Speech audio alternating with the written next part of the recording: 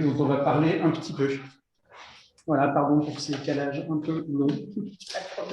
Donc, la liste est passée là pour celles et ceux qui voudraient avoir donc les infos du séminaire. Bien, donc à cette séance, je voudrais essayer de vous parler de soins et argent. Ce qui est un thème,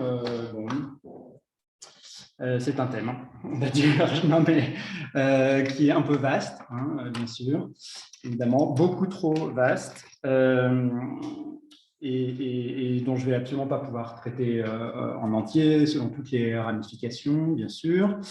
Le but, c'est d'essayer de proposer quand même quelques pistes de réflexion. En fait, disons que l'idée est de pas beaucoup, je vais pas du tout traiter d'une question absolument essentielle qui est les questions de justice dans l'accès aux soins et dans quelle mesure il y a une dimension économique évidemment dans le fait de pouvoir se soigner correctement ou non. Ça n'est pas du tout parce que je juge que ça n'est pas important que je n'en traite pas, vraiment pas. Mais c'est parce qu'il faut faire des choix et puis parce que je vais essayer de vous présenter un peu ce qui m'a intéressé dans le fait d'arriver à cette question-là dans le cadre du soin, quelque chose d'un peu plus particulier peut-être, mais qui oblige quand même aussi à se poser ces questions-là, je pense. Enfin, il y a aussi forcément ces questions-là de justice sociale, bien sûr, qui sont à l'horizon quand même, dans ce que je vais essayer d'évoquer. Je signale juste en passant quand même que, du coup, il me semble que la question du soin est aussi un angle, enfin c'est un peu ce que je défends toujours quand j'essaye de parler de philosophie clinique, en disant ce qu'on peut faire à partir des questions médicales pour aller très vite d'un point de vue philosophique. Je pense qu'il y a quand même un angle très intéressant d'attaque sur les questions de la justice, justement, pour notamment évaluer les différentes théories de la justice, par exemple à partir de Rawls, mais aussi les discussions de Rawls, et qu'en fait l'angle du soin est un très bon angle, il me semble, pour essayer de avoir des points critiques, faire jouer ces théories d'une manière montrer où est-ce qu'elles sont éclairantes et où est-ce qu'au contraire elles trouvent leurs limites. Et du coup, enfin, voilà, il me semble que c'est vraiment un angle extrêmement pertinent. Donc, encore une fois, si je le mets de côté, c'est juste pour faire un choix d'abord. Et puis, alors l'idée, c'est aussi qu'il faut quand même avoir cet angle-là en tête parce que je pense que pour les étudiants parmi vous qui cherchent éventuellement des sujets, enfin, qui sont un peu curieux à trouver des sujets, ça fait partie clairement des sujets qui me semblent très intéressants quand on essaye de croiser le soin, l'argent, les questions d'économie, disons, etc. Alors, mon angle de départ, moi, sera un peu différent. Ça va être d'essayer de comprendre quel rôle, alors pour dire les choses très largement, d'essayer de comprendre quel rôle l'argent peut jouer dans la relation de soins, dans la relation entre un patient et alors des soignants dans leur très très grande diversité par ailleurs. Soins, pour moi, ça ne signifie pas seulement médecine du tout. Et au fond, ça peut être aussi dans la relation, on peut aller jusqu'à la relation éducative, jusqu'à des relations aussi, quand on pense au métier du care, qui s'élargissent à plein d'autres choses que simplement la médecine. Hein. Ça peut être aussi la garde d'enfants, faire la cuisine et s'occuper d'un appartement, aussi, ce genre de tâches. Et la question un petit peu en arrière-plan, c'est... alors peut-être qu'elle est très naïve, pardon, hein, mais c'est est-ce que l'argent a sa place dans ce genre de relation ou est-ce qu'il faudrait, dans l'idéal, que ces relations soient presque du coup de l'ordre de la charité, mettons, où se passe en tout cas de toute relation d'argent. Alors évidemment, ça paraît très compliqué à défendre, et ce n'est pas du tout ce que je vais défendre. Je vais plutôt essayer de comprendre d'ailleurs en quoi l'argent joue un rôle qui peut aussi être intéressant dans la relation de soins, qui peut être aussi peut-être participer vraiment aux soins et pas seulement y faire obstacle, comme on a pu le voir, comme on a pu déjà un peu l'évoquer avec la question de la justice dans l'accès aux soins. La question de la justice de l'accès aux soins, c'est d'abord l'argent comme une barrière à l'accès aux soins ici, évidemment. Et par ailleurs, tout ça existe, c'est très important et légitime. Mais il y a aussi en quoi l'argent peut trouver un rôle à jouer au sein même de la relation de soins, disons. Et du coup, alors cette idée d'en traiter me venait, mais c'est peut-être là encore complètement absurde, j'en sais rien, me venait un peu à partir des questions aussi qui agitent actuellement l'hôpital et autour de sa crise, de la bonne valorisation des métiers des soignants. Et je me demandais s'il n'y avait pas un arrière-fond de l'ordre de la difficulté des soignants à parler de l'argent dans leur rapport à leur métier, peut-être, et donc à défendre, peut-être sans trop de honte et sans, voilà, le fait qu'ils demandent à être correctement payés. Il y a peut-être, je me disais qu'il y avait peut-être quelque chose de l'ordre d'un tabou éventuellement culturel d'ailleurs. Et peut-être en tout cas une certaine difficulté à parler d'argent dans la relation de soins, une certaine gêne avec ça. Là, ma position n'étant pas non plus du tout, je préfère le dire tout de suite de manière inversement cynique, de dire bah oui, il faut parler d'argent, on est là pour faire de l'argent, etc.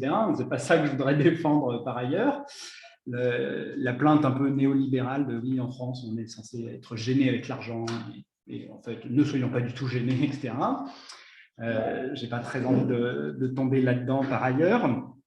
Mais en tout cas, quelque chose peut-être comme un certain malaise à introduire les questions de l'argent dans les questions du soin, comme s'il était peut-être encore un petit peu honteux de payer pour des soins ou même peut-être du côté des soignants de se faire payer pour le fait de prodiguer des soins, ou qu'en tout cas, disons, ça n'aille pas complètement de soi, même si ce n'est pas une honte tenace, explicite, extrêmement forte, etc. Et alors, une manière de rentrer là-dedans, c'était, alors là encore, c'est très hypothétique, pardon, c'est les textes de Jacques Le Goff, dont je donne un extrait ici, là, qui s'affiche, puis je vais vous distribuer aussi le texte pour les personnes qui sont ici, sur l'argent au Moyen-Âge, et sur la condamnation en particulier. Jacques Le Goff a beaucoup travaillé sur la condamnation de l'usure, et donc plus largement du prêt de l'argent au Moyen-Âge, et en montrant qu'il y avait du coup quelque chose comme une condamnation de l'argent, du prêt à intérêt, constamment répété d'ailleurs, à partir du XIIe siècle au moins, ce qui est à ses yeux le signe que s'il y a besoin de constamment la répéter, c'est bien que en fait ce type de prêt a constamment lieu en réalité, sinon il y aurait besoin de faire aucune interdiction. Et puis des aménagements qui ont été trouvés petit à petit pour essayer de rendre le prêt de l'argent acceptable, y compris moralement. Et du coup, évidemment, c'est un moment essentiel dans l'essor du capitalisme, au fond, de ce point de vue-là. Et la question qui m'est venue, et sur laquelle je ne suis pas capable du tout de proposer une réponse, mais c'était de me demander s'il n'y avait pas aussi, au Moyen-Âge, de la même manière, une condamnation. Est-ce qu'il y a eu une époque où il y a eu une condamnation du fait de faire payer l'exercice médical, les soins, et que du coup, cette condamnation ancienne pourrait aussi rester un peu dans nos esprits d'une manière très longue, disons. Ce que souligne Le Goff, par exemple, alors il y a un très bel article de Jacques Le Goff qui s'appelle « Métiers licites et métiers illicites au Moyen-Âge ». La liste des métiers illicites, alors ça dépend ce qu'on appelle métier illicite, mais lui, il prend comme définition, enfin, une des définitions possibles de métier illicite, c'est les métiers qui étaient interdits d'exercice aux clercs, qui devaient être réservés aux laïcs. Et parmi les métiers illicites, alors il y a, la liste est quand même très impressionnante. Et il y a, par exemple, comédien, alors prostituée, bien sûr, ça n'est pas recommandé aux clercs, souteneur non plus, évidemment prêter de l'argent, mais aussi l'exercice de la médecine était interdit aux clercs pendant une partie du Moyen-Âge.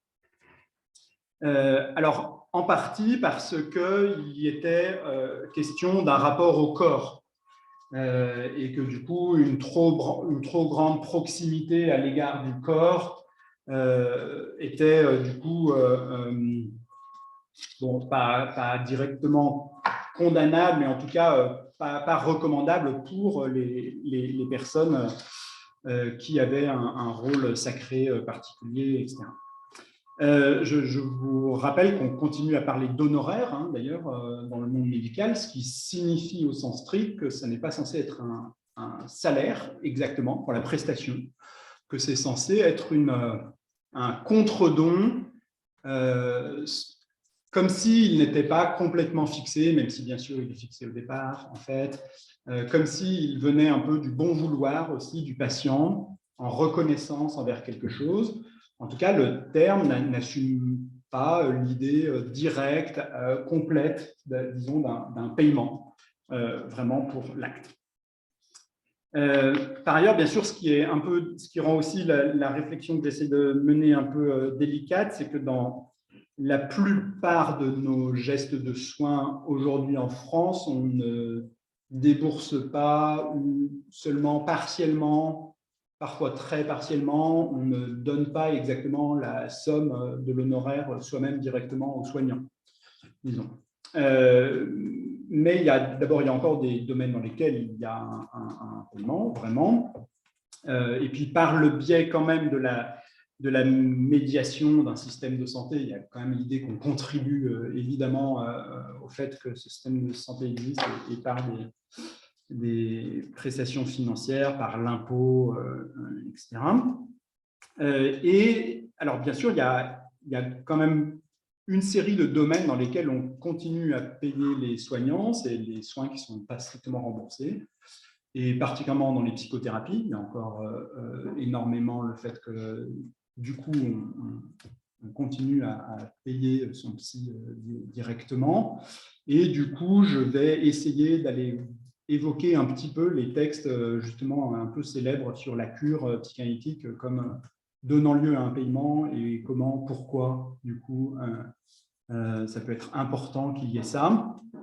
Et du coup, bien sûr, la transposition à nos actes de soins plus courants, du genre aller voir un généraliste ou aller se faire soigner à l'hôpital et du coup ne pas débourser directement ou une somme très restreinte, et voilà, c'est pas directement applicable, mais il me semble que ça peut être transposable, qu'on peut accepter de mettre entre parenthèses, au moins temporairement, le temps de notre réflexion, le fait que OK, concrètement, nous, on ne paye pas les actes un à un, disons, mais par un système, et ce qui suppose que cette notion de toute une médiation par un système CPDSL demande, à mon avis, lui, un examen aussi à part, bien sûr, pour voir un peu ce fonctionnement-là.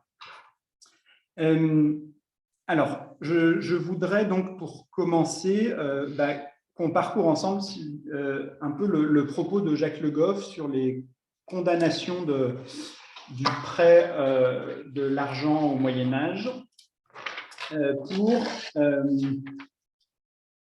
essayer de voir si des transpositions seraient possibles pour le soin, disons. Et éventuellement, ensuite, quelle réponse on pourrait peut-être donner à tout cela.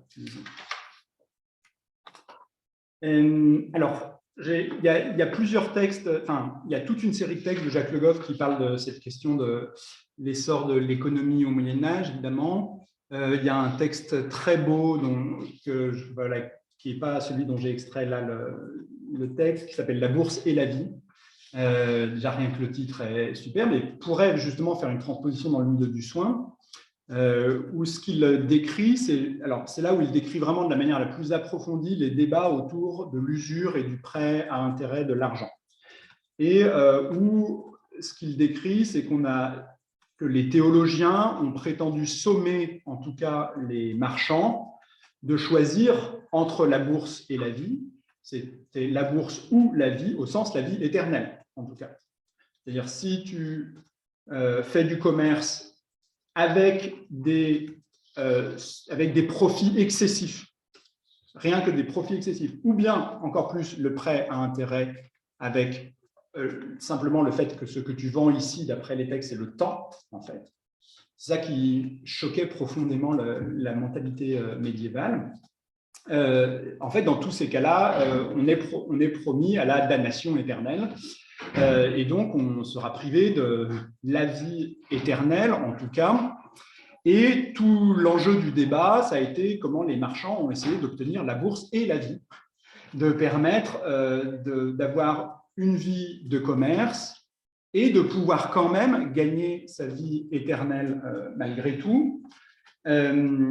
Et avec ce qui a donné lieu à un aménagement majeur du point de vue théologique, qui est l'objet d'un autre très grand livre de Jacques Le Goff, qui est La naissance du purgatoire, avec l'idée que apparaît au XIIe siècle, de manière beaucoup plus insistante, un lieu, justement, dans l'au-delà, qui, au départ, est peu dessiné dans les textes, sur lesquels la théologie insistait peu, qui est une sorte de lieu intermédiaire entre l'enfer et le paradis, dans lesquels, justement, il est possible de se racheter. Et donc, il est possible de racheter sa vie éternelle au prix d'un certain nombre de dons, éventuellement, mais aussi de prières. Ce n'est pas uniquement une dimension économique. Et où, du coup, le marchand pourrait éventuellement espérer que sa condamnation ne soit pas absolument radicale, définitive, absolue, disons. Et donc, du coup, il y a aussi cette idée donc, que le marchand ici vend fondamentalement ce qui ne lui appartient pas, puisqu'il vend le temps. Et donc, il fait une vente qui est, aux yeux de la mentalité médiévale, quelque chose de contre-nature, profondément, avec cette idée, avec une idée de nature encore très présente au Moyen-Âge, avec l'idée qu'il y a des choses qui, par nature, ne devraient pas faire l'objet d'une vente. Et nous aussi, bien sûr, dans les questions de santé, on se retrouve encore face à la question de savoir s'il y a des choses qui doivent radicalement être exclues du marché. Par exemple, dans le domaine des dons d'organes, bien sûr, il y a toute une série, bien sûr, de biens qui ne sont pas soumis à un échange pour autant commercial et pour lesquels on recherche aussi en partie le fondement, il me semble, à cette intuition qui est régulièrement partagée, mais pas tout le temps partagée, pas universellement partagée d'ailleurs, du fait qu'il y a des biens qui doivent être, en domaine de la santé, hors commerce quand même. Qui peuvent s'échanger, qui peuvent passer d'un être humain à un autre, mais pas sur le mode de l'échange marchand, mais du coup sur ce mode très spécifique qu'est le don, qui pose lui-même toute une série de questions, bien sûr, qui est loin d'être si évident que cela. Et donc l'idée, évidemment, venue aussi d'Aristote, sur lequel on se penchera un tout petit peu si on a le temps, c'est qu'il est contre la nature même de l'argent que d'en faire commerce, puisque l'argent a pour nature, au contraire, de permettre d'acheter, et que donc il serait contre nature de le faire lui-même, qu'il devienne lui-même l'objet d'un achat, d'une vente, d'un commerce, même si, bien sûr, en réalité, cela passe son temps à se faire.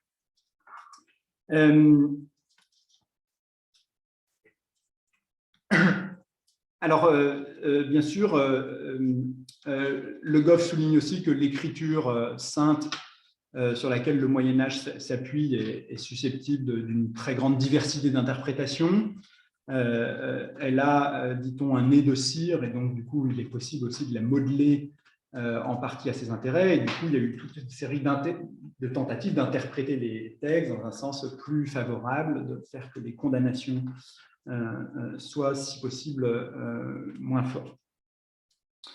Et ce que je me demande, du coup, de ce point de vue-là, c'est est-ce qu'il n'y aurait pas éventuellement quelque chose de comparable avec l'idée. Alors, ce que dit Le Goff, c'est que quand on lit ces textes, on est extrêmement dépaysé, avec cette idée que ce serait absolument condamnable de prêter de l'argent à quelqu'un.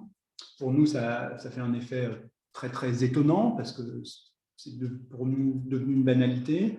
Et du coup, je me demandais si on ne pouvait pas essayer de tenter ce même dépaysement à propos du soin. C'est-à-dire, est-ce qu'on pourrait dire, j'ai trouvé aucun texte à ce stade qui permette d'étayer ça, mais est-ce qu'on pourrait dire que le soin, par essence, ne devrait pas faire l'objet d'une vente pour se placer à nouveau dans cette chose très, très dépaysante, possiblement, pour essayer du coup de mieux comprendre à la racine en quoi on pourrait quand même en faire un métier, éventuellement, et selon quelles conditions, disons.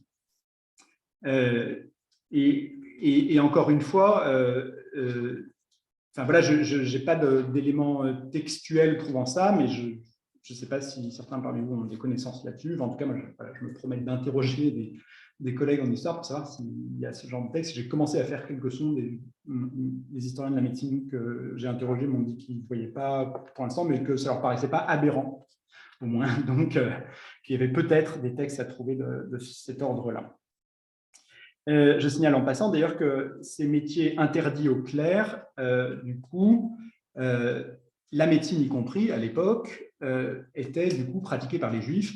Et les papes, par exemple, ont souvent eu des médecins juifs, puisqu'on le faisait faire par ceux qu'on méprisait, enfin, une sorte de double mépris. On faisait faire les activités interdites à ces communautés elles-mêmes réprouvées, avec ce qui, du coup, nous paraît une intenable hypocrisie. Je ne sais pas bien comment est-ce qu'on pouvait tenir ça, à la fois de mépriser toute une communauté et une activité, mais quand même y recourir. Je ne sais pas bien. Il y a juste aussi, pardon, encore une parenthèse, j'y reviendrai peut-être un peu plus loin. Il y a un très beau roman de Aaron Appelfeld qui s'appelle « Les Partisans », je ne sais pas si vous le connaissez, dans lequel il imagine que des Juifs soient parvenus pendant la Seconde Guerre mondiale à former un maquis quelque part en Europe de l'Est, dans un lieu évidemment indéterminé, puisqu'il y a une dimension complètement fictive. Et ces partisans s'efforcent d'aller faire sauter quand même quelques trains des trains de la mort, quelques-uns des trains de la mort, et de constituer un premier bastion pour sauver encore quelques vies, tout de même dans le désastre. Et il se retrouve dans une relation très étrange avec le médecin qui se trouve être un villageois antisémite qui parvient à kidnapper. Et du coup, il se retrouve à devoir être soigné par quelqu'un qui fondamentalement ne veut pas les soigner, les méprise ouvertement, et ils doivent trouver des moyens de contraindre la personne qui peut les soigner à le faire. Et on se retrouve, je pense, dans une situation très étonnante en termes de situation de soins. C'est comment accepter un soin, comment être dans un soin confiance qui paraît impossible dans cette situation. Et du coup, voilà, la question que je me posais, c'est est-ce que l'argent rend la chose plus ou moins comparable, en se disant que la personne qui me soigne peut-être ne soigne pas que par pur désir de soigner, par désir de me porter aide ou secours, ce qui devrait être la définition très large d'un soin, mais aussi par goût du gain. Et dans quelle mesure est-ce que, et on sait bien que dans nos relations quotidiennes avec les soignants, il nous traverse l'esprit de nous demander si ils ne font pas tel acte juste parce qu'il est bien coté plutôt que ce soit dans notre intérêt. Est-ce qu'il y a une répétition de rendez-vous juste parce que ça permet de rajouter des rendez-vous pour le soignant, ou est-ce que vraiment il y en a besoin? Donc, il me semble qu'il y a aussi ce lien cette question de la confiance, et puis aussi dans quelle mesure le médecin est mon prestataire et le fait qu'il soit payé, alors soit directement par moi, soit par toute une série d'intermédiaires, fait que je peux penser que j'ai en quelque sorte la main sur lui, et que c'est moi qui dois dicter un peu son comportement en quelque sorte. Et voilà, et il me semble, alors ça aussi c'est quelque chose que je ne connais pas très bien, mais il me semble que les soignants régulièrement se plaignent aussi aujourd'hui d'être un peu devenus justement des prestataires, d'avoir le sentiment qu'on vient leur demander tel soin très précisément, comme s'ils n'avaient plus qu'à l'exécuter voilà, de manière absolument prédéterminée. Alors, on en vient du coup, si vous voulez bien, à l'argument un peu central contre l'usure qui était fait au Moyen-Âge. On prend du coup le deuxième paragraphe du texte que je vous ai distribué. Alors, ça, c'est l'extrait d'un article qui est vraiment très intéressant aussi, de Le Goff, qui s'appelle « Temps de l'Église, temps du marchand », où il va montrer comment justement l'Église et le marchand au Moyen-Âge ont été dans un conflit très fort, ouvert, pour savoir qui définissait fondamentalement le temps et son usage, qui définissait très strictement d'ailleurs l'emploi du temps des journées. Le Goff rappelle que l'invention, par exemple, de l'horloge est une invention en grande partie faite par les ordres monastiques, qui avaient besoin de marquer le temps pour savoir quand est-ce qu'il fallait alterner les prières et le travail, mais dans un marquage du temps qui restait encore un peu souple et un peu balbutiant, disons, et ce vers quoi le Moyen-Âge s'achemine, dit-il, c'est le passage vers les heures certaines, vers le fait que les heures deviennent bien plus mesurées, bien plus identifiées, avec justement toute une construction autour des horloges, et que derrière cette maîtrise du temps se pose la question de savoir fondamentalement à qui appartient le temps, en fait, dans l'histoire. Est-ce que c'est aux hommes ou à Dieu particulièrement? Et donc, évidemment, vous avez commencé à le voir, l'accusation auprès des marchands va être l'accusation de vendre fondamentalement ce qui ne leur appartient pas, ce qui n'a pour nature que d'être donné, le temps, et qui d'ailleurs même nous donne toute chose, et qui du coup ne devrait certainement pas faire l'objet d'une appropriation par qui que ce soit.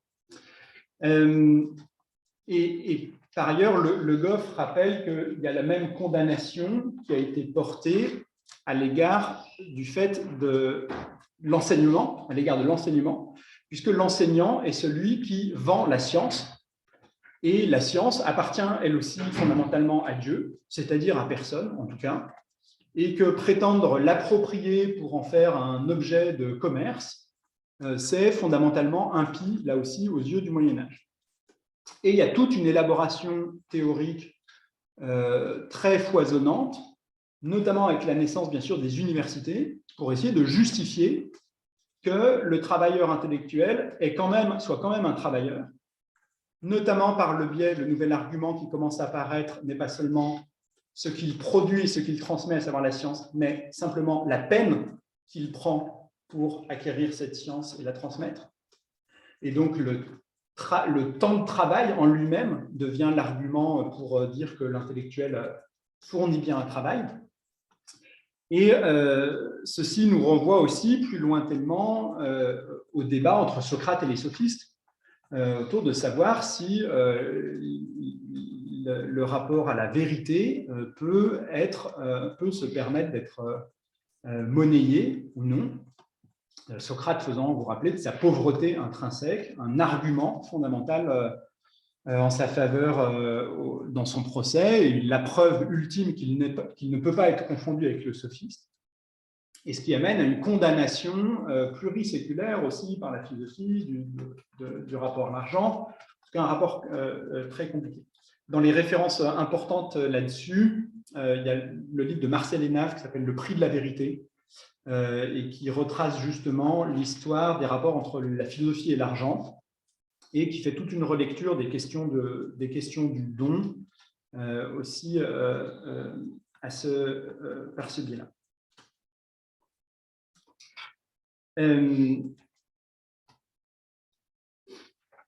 Alors, on en vient au texte, mais j'ai lu un peu j'ai donné déjà un peu l'essentiel de l'argumentation, mais ça peut être bien de voir le détail. Donc, on est au deuxième paragraphe de la première page et on pourra suivre en descendant ensuite. Donc, il explique, juste avant, il explique que la condamnation du marchand n'a pas été absolument universelle au Moyen-Âge, mais qu'elle a quand même été effectivement vraiment présente. Au premier rang de ces griefs faits aux marchands figure le reproche que leur gain suppose une hypothèque sur le temps qui n'appartient qu'à Dieu. Voici par exemple ce qu'écrit dans une question disputée dans les premières années du XIVe siècle un lecteur général de l'ordre franciscain. Question: les marchands peuvent-ils, pour une même affaire commerciale, se faire davantage payer par celui qui ne peut régler tout de suite que par celui qui règle tout de suite? La réponse argumentée est non, car ainsi il vendrait le temps et commettrait une usure en vendant ce qui ne lui appartient pas. On peut tourner la page. Je descends ici. Avant de dégager la conception du temps qui se cache derrière cet argument, il convient de souligner l'importance du problème. Toute la vie économique, à l'aube du capitalisme commercial, est ici mise en question. Refuser un bénéfice sur le temps, y voir un des vices fondamentaux de l'usure, c'est non seulement attaquer l'intérêt dans son principe, mais ruiner toute possibilité de développement du crédit. Au temps du marchand, qui est occasion primordiale de gain, puisque celui qui a l'argent estime pouvoir tirer profit de l'attente du remboursement de celui qui n'en a pas à son immédiate disposition, puisque le marchand fonde son activité sur des hypothèses dont le temps est la trame même, stockage en prévision des famines, achat et revente au moment favorable, déduit de la connaissance de la conjoncture économique, des constantes du marché, des denrées et de l'argent, ce qui implique un réseau de renseignements et de courriers. À ce temps s'oppose le temps de l'Église, qui lui n'appartient qu'à Dieu et ne peut être l'objet de lucre.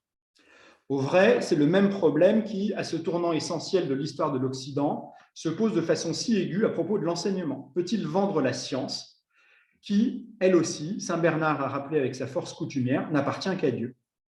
Ici est donc mis en cause tout le processus de laïcisation de domaines humains capitaux, des fondements mêmes et des cadres de l'activité humaine, tant du travail donné de la production intellectuelle et économique.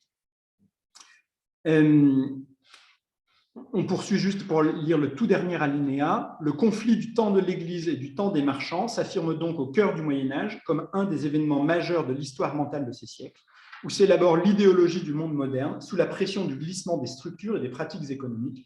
Nous voudrions ici en préciser les données majeures, disons.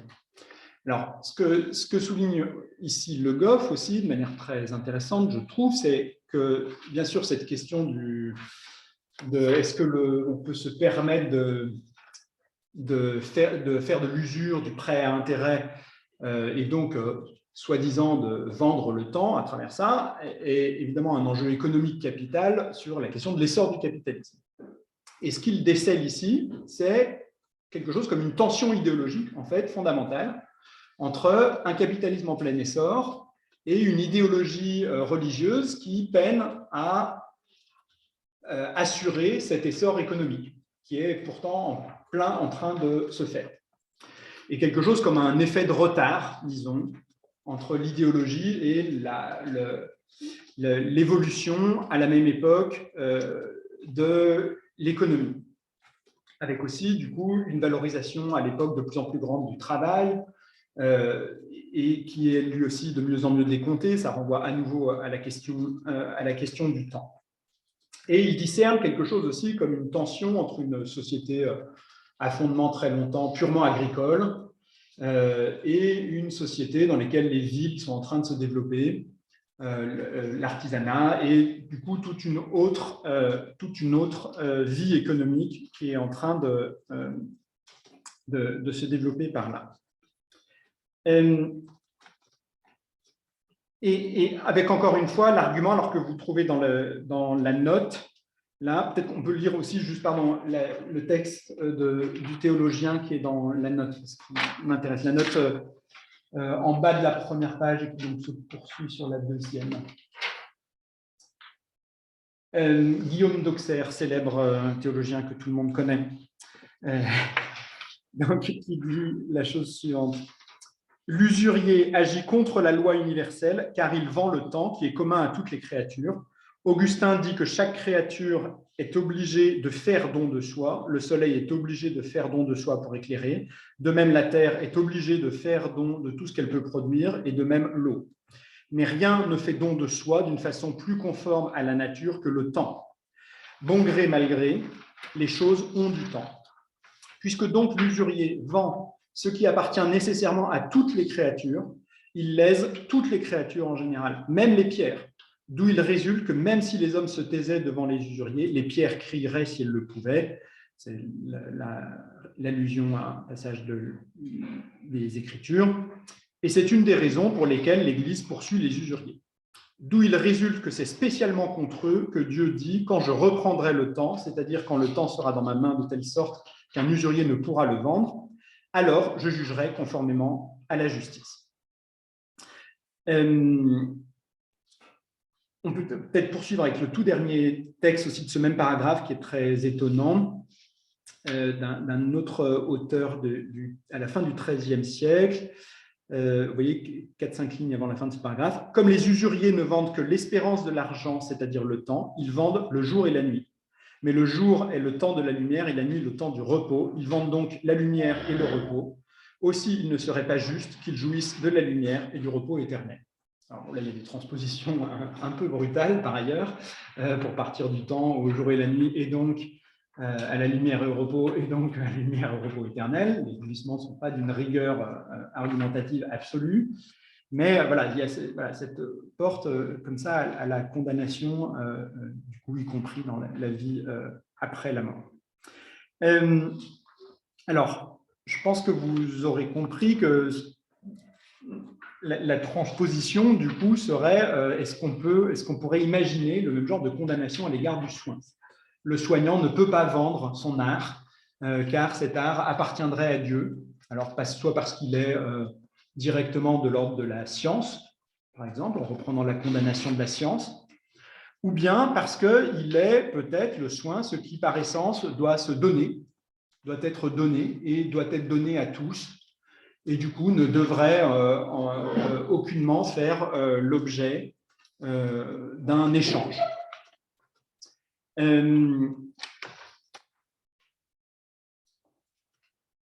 Et vous savez bien sûr qu'il y a une certaine obligation encore qui est faite aux soignants de soigner en cas d'extrême urgence, évidemment sans se poser la question de savoir s'ils vont être rémunérés pour cela, qu'il y a voilà, à partir de la disposition d'un bien, d'une compétence que j'ai dans une situation d'urgence, l'obligation de la mettre en œuvre au service d'autrui, encore une fois, indépendamment donc du gain que ça pourrait m'apporter ou non.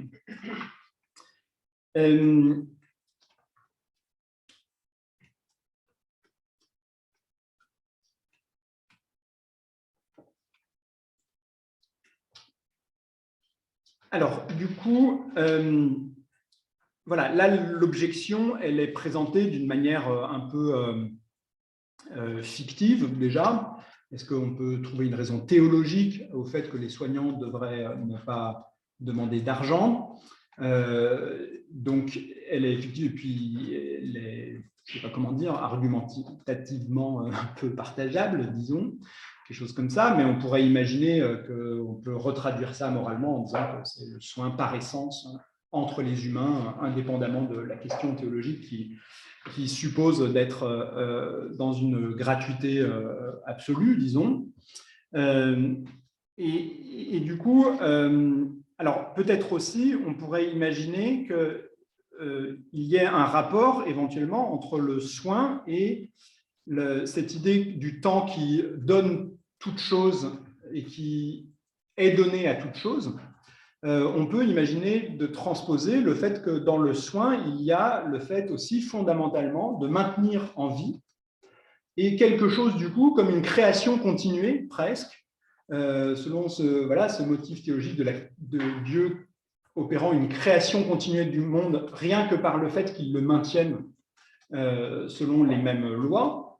Et on pourrait imaginer qu'il y a aussi fondamentalement, qu'en fait, ça fasse apparaître aussi le fait que le soin est en quelque sorte présent peut-être fondamentalement à chaque instant de nos vies, en réalité, et pas seulement sous sa forme. Alors évidemment, si on ne se focalise que sur sa forme médicale, elle devient pour une partie d'entre nous, et encore, ce n'est même pas le cas des gens qui ont des maladies chroniques, mais pour une partie d'entre nous, ça devient extrêmement ponctuel, l'intervention du soin dans nos vies. Mais on peut, si on a un concept du soin beaucoup plus vaste, on peut penser que le soin est ce qui, continuellement, à chaque instant, me recrée continuellement, ou en tout cas me donne les conditions fondamentale de la continuation de mon existence, que ce soit sous le biais de l'alimentation, du vêtement, du logement, etc., de besoins absolument fondamentaux qui vont m'être prodigués. Et puis par ailleurs, du coup aussi, le soin est aussi, ce soin reçu est aussi ce qui va me permettre moi-même de prendre soin d'autres personnes. Inversement, alors ça c'est aussi ce que souligne dans la lignée de Winnicott, par exemple, ce que souligne Frédéric Worms, l'idée que le soin est quelque chose de fondateur dans la constitution de nous en tant que sujet, de nos subjectivités. Du coup, si on est capable nous-mêmes aussi de soigner, c'est bien parce qu'on a reçu du soin. Et donc, on pourrait, du coup, de ce point de vue-là, reconduire un peu cet interdit de l'échange, en disant qu'il y a quelque chose de tellement fondamental, en tout cas dans le soin, de tellement premier, peut-être même ontologiquement, au fond, dans le rapport au monde, qu'il y a quelque chose qui devrait être considéré comme un interdit, disons.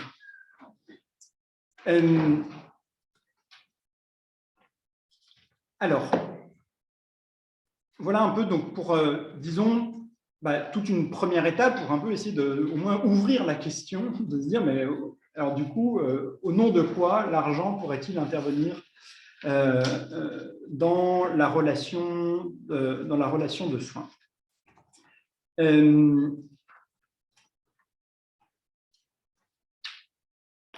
Et du coup, ce que je voudrais, c'est essayer de présenter des arguments en sens contraire pour essayer de montrer pourquoi l'argent peut intervenir dans la relation de soins tout de même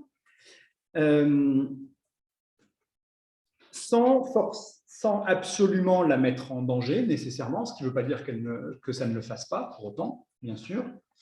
Et peut-être même aussi peut parfois en être un outil, être un point d'appui aussi, une manière éventuellement de permettre que le soin se passe mieux aussi.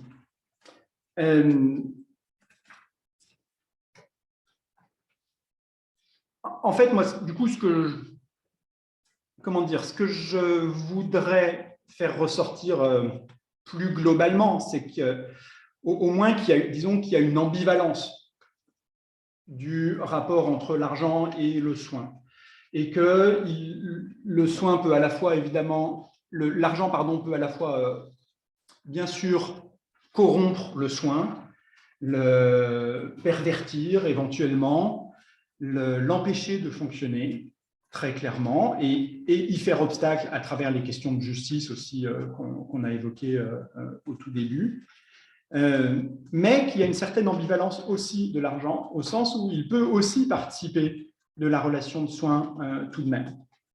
Et du coup, cette ambivalence demande, me semble-t-il, alors là, je n'aurai pas du tout les moyens dans cet exposé-là de le faire, mais du coup, suppose à nouveau frais, me semble-t-il, de se poser les questions de quand est-ce que l'argent intervient de manière légitime ou non dans le soin.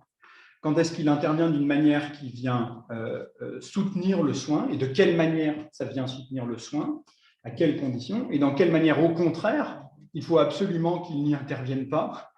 Où est-ce qu'il faut s'en prémunir? Quand est-ce qu'il faut évidemment, dans ce cas-là, préserver la part du don, par exemple, ou d'un système qui serait entièrement médié par, encore une fois, les prestations sociales et du coup, disons, l'argent apparaisse le moins possible dans ces relations avec les soignants, disons. Il y a un autre axe aussi du rapport entre le soin et l'argent que je voudrais bien sûr signaler, c'est dans quelle mesure l'argent lui-même crée de la pathologie et dans quelle mesure l'argent éventuellement délie de certaines pathologies, ce qui est peut-être plus difficile à argumenter. Enfin, si, inversement, on peut montrer, au contraire, insister sur les études sur la pauvreté et la pathologie. Donc, montrer qu'il y a cette relation ambivalente, au moins, entre l'argent et la pathologie. Et du coup, il me semble qu'un des angles d'entrée aussi qui serait intéressant de poursuivre dans cette question, c'est de s'interroger sur les pathologies qui sont en rapport avec l'argent, du genre les addictions au jeu, ou dans quelle mesure est-ce que l'avarice peut être tenue pour une pathologie. Avec ça, il me semble que c'est comme ça que dans les questions de soins, du coup, qu'on essaye d'examiner ici, on a régulièrement un angle un peu original sur ces questions de l'argent. Ça nous invite peut-être à renouveler un peu une partie de nos doctrines sur l'argent. Quand on se demande, mais au fond, du point de vue de la santé, qu'est-ce que ça implique, cette relation à l'argent chez les patients et de manière très, très concrète, quel genre de pathologie ça peut créer, comment est-ce qu'on les dénoue, ces pathologies, si on y arrive, qu'est-ce qu'elles expriment profondément. Je pense que là, il y a plein d'enseignements à glaner qui doivent permettre de rejoindre les questions les plus classiques de l'argent, hein, mais d'une autre manière, la question de la générosité et de l'avarice, la question du rapport à la justice, par exemple, et il me semble aussi, alors j'essaierai peut-être de suggérer comment ça peut-être permettre un angle sur la question de la fixation de la valeur, mais je ne sais pas si ça fonctionne, mais enfin, une des grandes questions de l'argent, sur l'argent, c'est aussi le mystère un peu de la fixation du prix, sur quoi est-ce que les prix sont fondés, et comment est-ce qu'on peut créer un prix injuste, au nom de quoi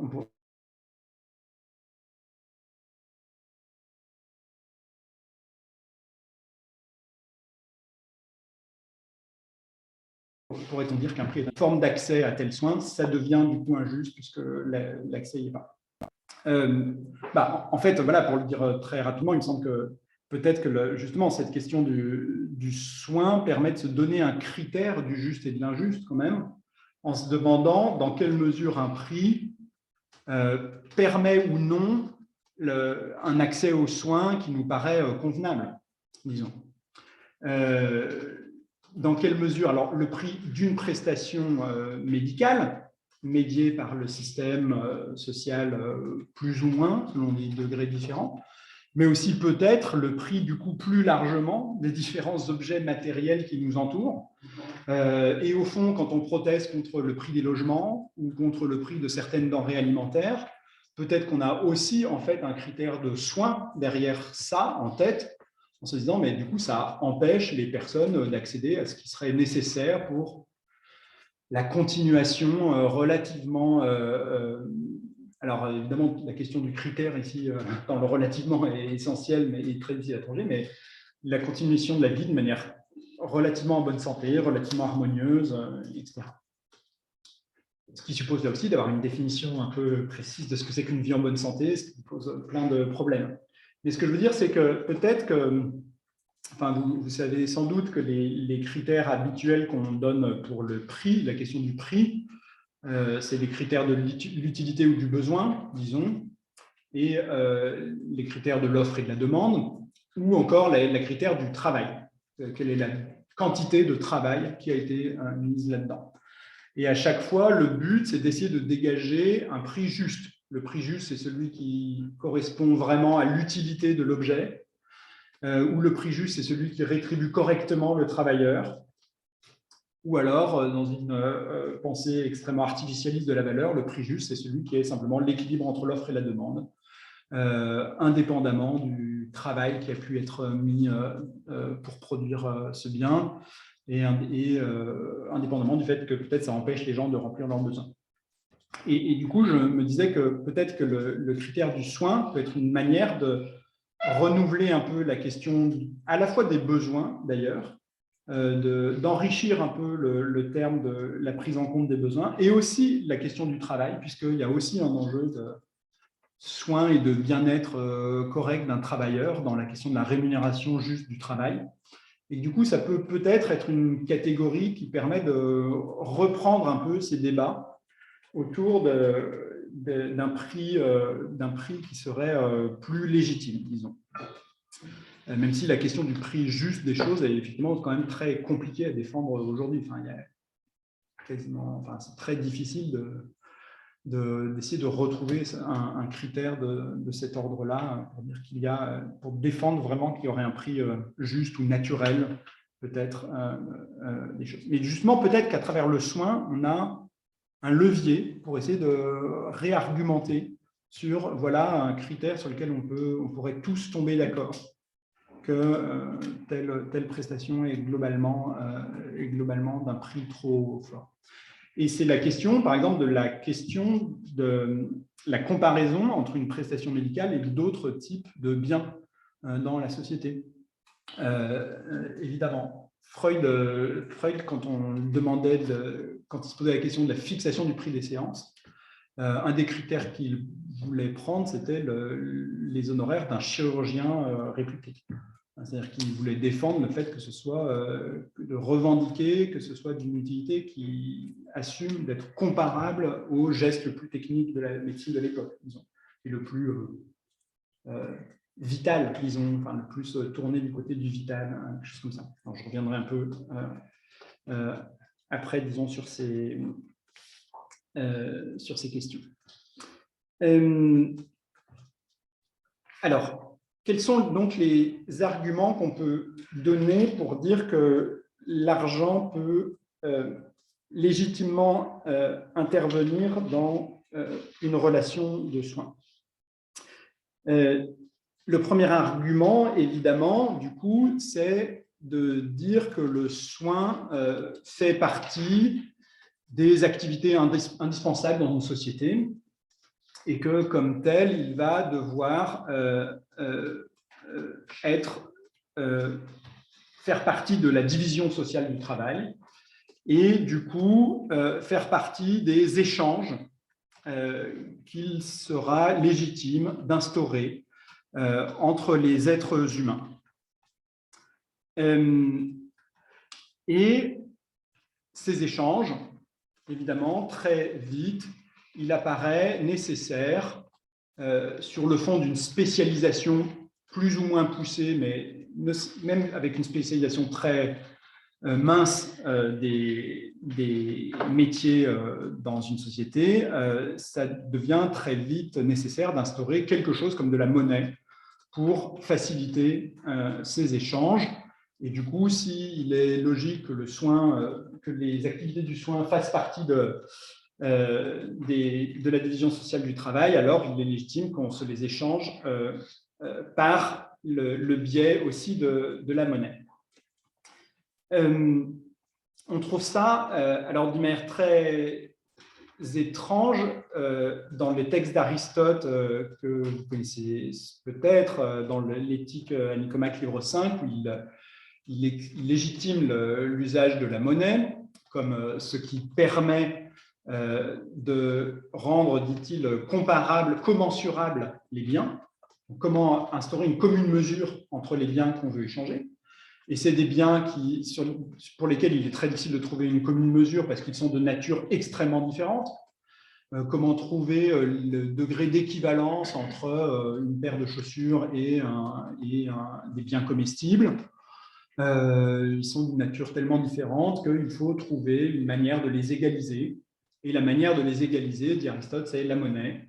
qui va permettre du coup de rendre comparables toutes ces choses qui sont si peu comparables par leur nature propre. Au fond du fond, pour Aristote, ce qui permet d'égaliser les choses, enfin de trouver leurs mesures réciproques les unes par rapport aux autres, au fond du fond, ça doit être leur utilité aux yeux d'Aristote et les besoins que cela permet de remplir. Et c'est pourquoi il y a une condamnation chez Aristote de l'échange excessif, du prix excessif, et il y a l'idée s'esquisse l'idée d'un prix qui serait juste et en référence duquel, du coup, on peut au contraire condamner des prix comme étant fondamentalement injustes parce que déliés alors à ses yeux de la valeur fondamentalement d'usage du bien, la valeur d'échange devant être du coup indexée sur la valeur d'usage.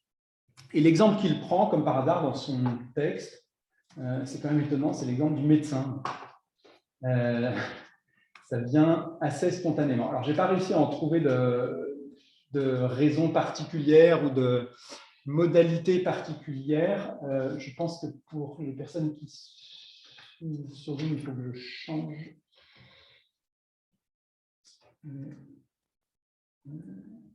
Le partage d'écran.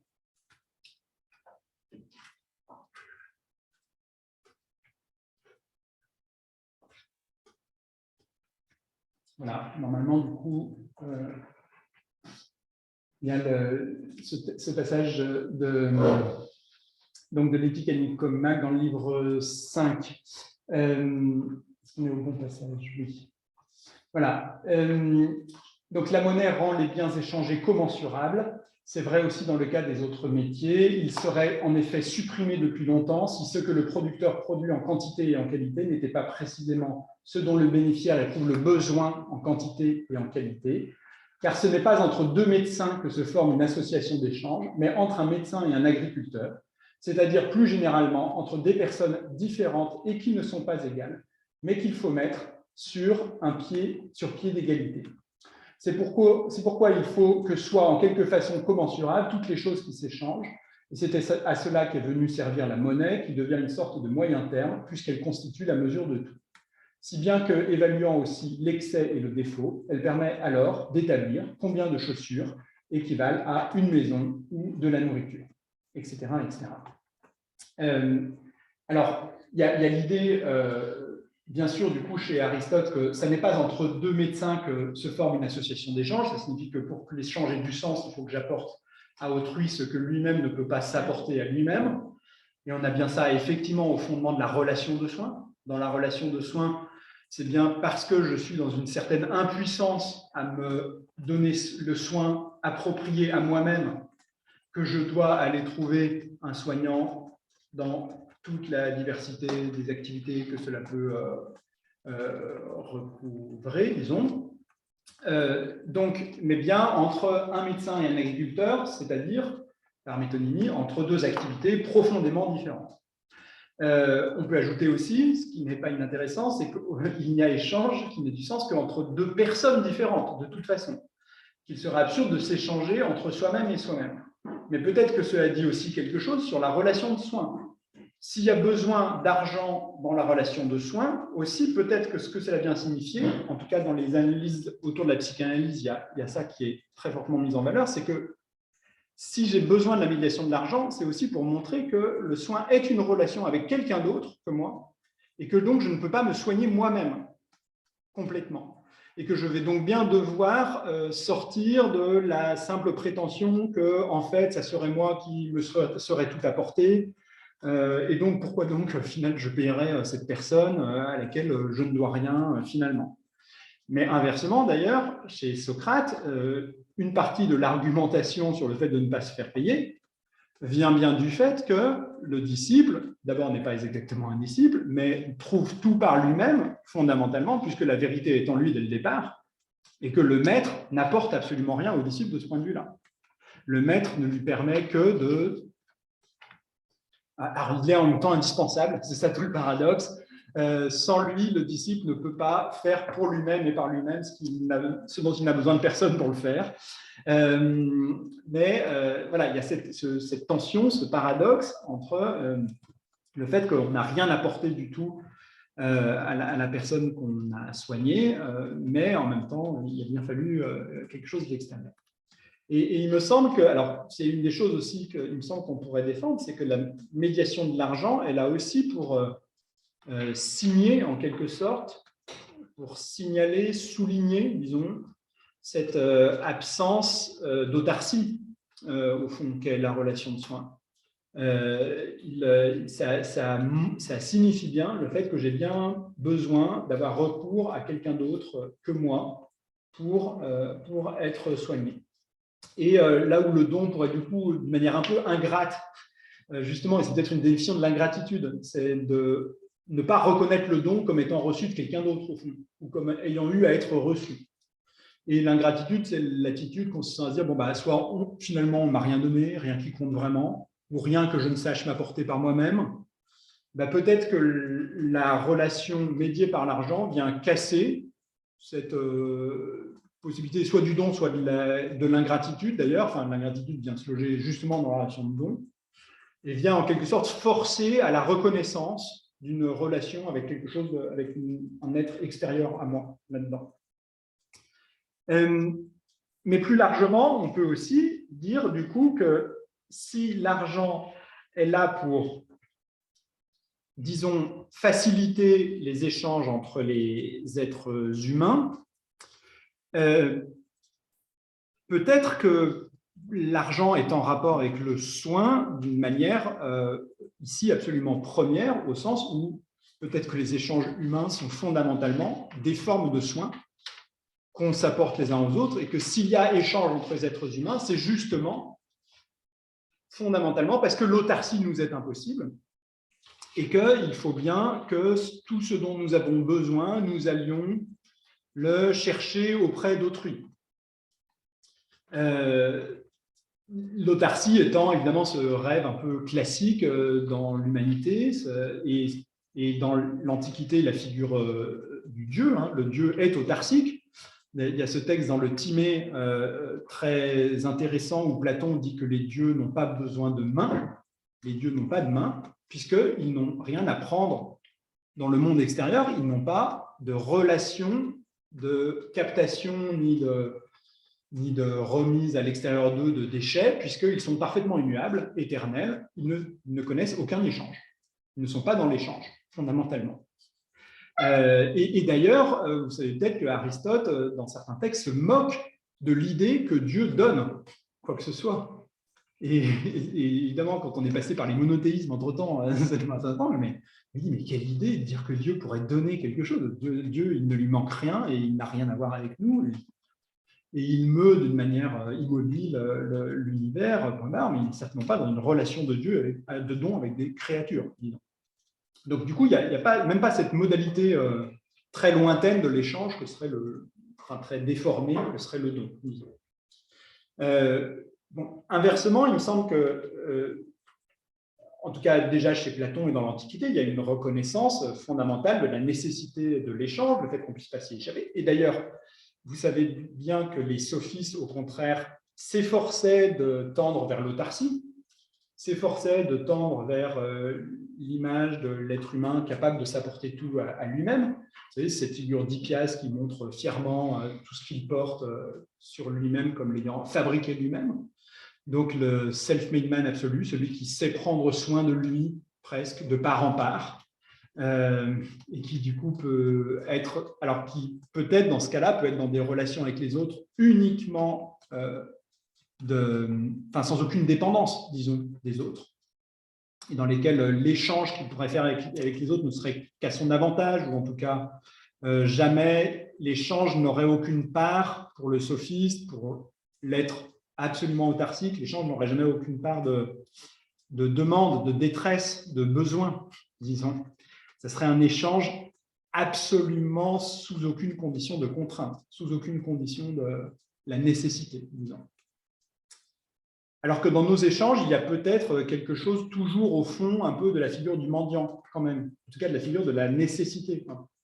Nos échanges vont être en quelque sorte un peu vont être médiés par l'argent, donc je vais m'assurer que ça puisse être fait de manière régulière.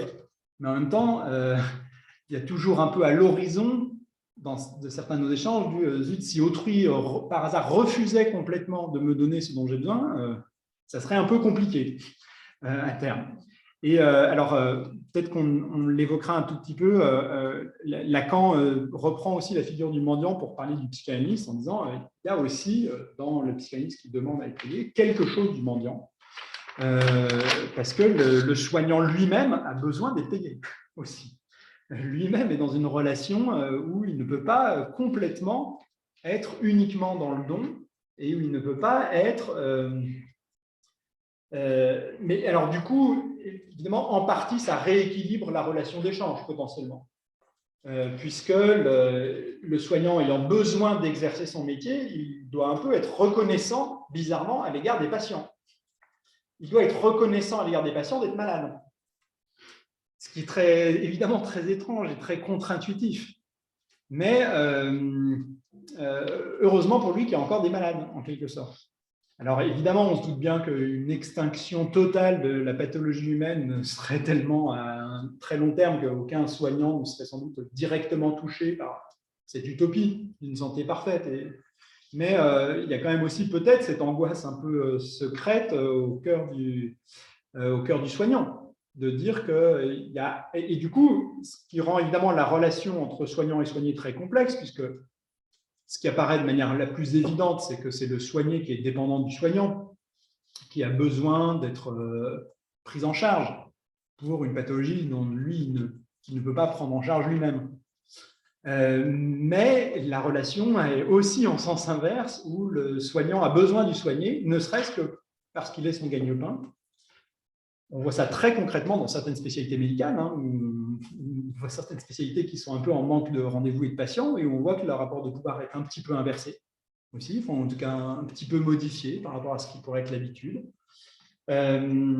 Et vous avez cette notation-là dans un texte de Winnicott célèbre qui s'appelle Care, dans lequel il distingue de manière fameuse le cure et le care, en disant qu'il a peur que dans la médecine scientifique du XXe siècle, le cure emporte tout et la part de care du soin disparaisse.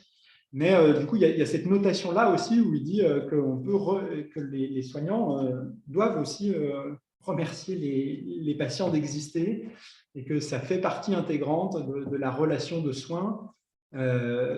Et vous savez, du coup, je m'appuierai aussi beaucoup là-dessus. Ce que défend Winnicott, c'est que la relation de soins psychanalytiques, de la psychothérapie, peut donner des clés d'éclairage de toute relation de soins aussi.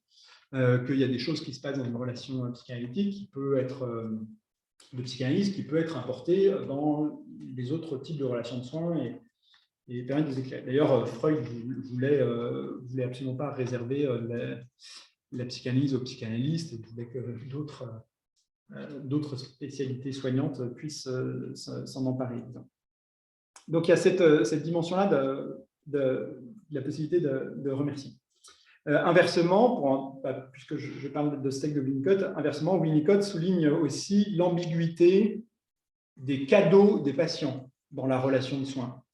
Le fait qu'en plus de payer, ou en plus de la rétribution qui va se faire de toute façon par le système de santé, parfois les patients sont tentés de faire des cadeaux aux médecins, enfin aux soignants en général, à leurs soignants. Et Winnicott pointe l'ambivalence de ces cadeaux. Aussi, en disant que, bien sûr, il y a l'exercice d'une reconnaissance, mais il dit qu'il y a aussi, possiblement, dans ces cadeaux, l'aspect d'offrande à une divinité dont on ne sait pas exactement si elle est totalement bienveillante. Et que le cadeau est aussi une manière de s'efforcer d'attacher à soi le soignant pour qu'il me fasse du bien plutôt que du mal, disons. Et donc, ce que ça signifie aussi, c'est que la relation d'argent, d'ailleurs, ne règle pas du tout toutes les modalités de la relation thérapeutique. Le fait que, par ailleurs, mon soignant soit, espérons-le, correctement rétribué, par exemple, ne semble pas me garantir, empêcher que je souhaite utiliser d'autres moyens encore. Et évidemment, de manière fameuse, le don et l'argent, ici, ne sont pas, hétérogènes l'un à l'autre, enfin opposés strictement, ils peuvent s'entremêler dans les situations humaines, les relations passant par les deux à la fois, disons. Ce que je voulais dire, du coup, pardon, avant cela, c'est que on peut imaginer que l'échange, plus largement, soit une relation de soins, du coup, puisque c'est le fait de ne pas s'en tenir à l'autarcie, fondamentalement, et que nous en avons besoin en tant que nous ne sommes pas des dieux grecs impassibles et immortels. Et du coup, si peut-être que l'échange est fondamentalement une des modalités du soin qu'on se porte les uns aux autres, et du coup, l'argent aurait ici à sa racine très profondément une relation de soin. Il serait là aussi pour permettre, enfin, il a pour effet au moins, c'est peut-être pas son intention de départ, mais il a pour effet de permettre, pas toujours très bien et pas toujours de manière très juste, je vous l'accorde, d'acquérir tout ce dont nous avons besoin fondamentalement, etc. Et donc, de la même manière, un peu que Bergson souligne que le langage est là aussi fondamentalement pour nous permettre d'accomplir nos besoins, pour nous permettre de les signaler les uns aux autres, de nous signaler nos besoins, et que bien sûr, par ailleurs, une fois instauré, le langage fait aussi obstacle à tout cela, que le langage peut blesser, que le langage peut permettre l'incompréhension, peut être facteur d'injustice, etc. De la même manière, il me semble qu'on peut trouver dans l'échange une racine dans le fait de pouvoir accomplir les besoins les uns des autres en fonction de nos spécialités, ce qui peut se traduire par l'argent, ce qui n'interdit pas évidemment de prendre en compte toutes les tares que l'argent apporte ensuite avec lui en termes d'injustice, de violence possible, d'humiliation possible, etc. Mais peut-être qu'on peut aussi comprendre, peut-être qu'une des manières de comprendre les choses, c'est de dire que c'est d'autant plus choquant d'ailleurs que l'argent puisse de cette manière-là servir à de l'injustice ou de la violence, que peut-être qu'il a aussi pour nature profonde de nous permettre normalement de faciliter les échanges et donc l'accomplissement de nos besoins, et que donc c'est d'autant plus scandaleux qu'il puisse de cette manière-là venir faire tout le contraire de cela, de ce qui pourrait du coup aussi faire partie de sa nature propre, de sa nature fondamentale, disons.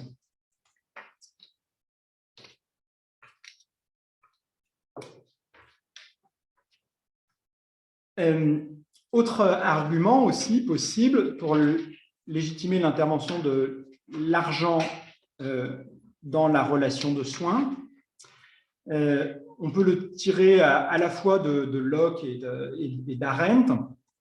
L'argent a pour fonction non seulement d'évaluer les biens et donc de permettre leur échange, de faciliter leur échange, mais il a aussi pour fonction de stocker de la valeur d'une manière relativement pérenne. Et justement, une des questions par rapport aux soins, c'est sans doute son caractère relativement éphémère et peut-être non tangible aussi, en partie, qui rend difficile de l'évaluer. Par exemple, il y a une très grande difficulté à évaluer une partie des soins infirmiers, parce qu'ils font partie de soins de soutien, d'entraide, qui ne correspondent pas à des actes extrêmement isolables. Et même certains des actes, enfin, le soin a aussi pour but d'être quand même le moins visible possible, de se faire de manière très discrète et justement de laisser le moins de traces possible. On veut que la cicatrice soit la plus discrète possible, on veut que le pansement puisse se disparaître rapidement. Et donc, une des difficultés, c'est de fournir une juste évaluation de ce qu'un soin a produit. Et en partie, d'ailleurs, un soin ne correspond pas complètement à une démarche productive. Il n'y a pas, dans beaucoup de soins, un objet isolé de l'acte qu'il a produit, dans une poiesis, pour prendre les catégories de la métaphysique d'Aristote. Il tient plus de la praxis, d'un geste qui a pour finalité lui-même et qui ne laisse pas de traces extérieures, et qui va quasiment à la limite jusqu'à la danse, où bon, une fois que le spectacle de danse est fini, il n'y a vraiment plus aucune preuve du fait qu'il se soit passé quelque chose. Et d'ailleurs, c'est fait partie aussi des activités difficiles à évaluer en termes monétaires.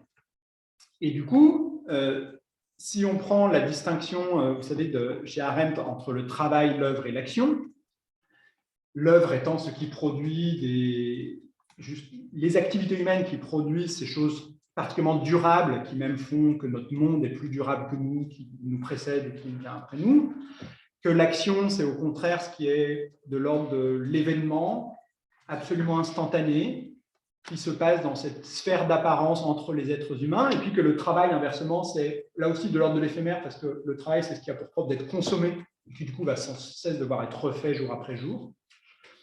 Le soin, évidemment, participe un peu de ces trois catégories, comme beaucoup d'activités humaines, en fait, participe des trois activités que dégage Arendt.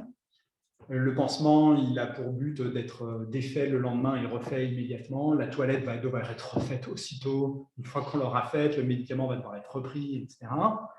Il y a une part d'invisibilité là-dedans, on n'a pas la splendeur de l'œuvre.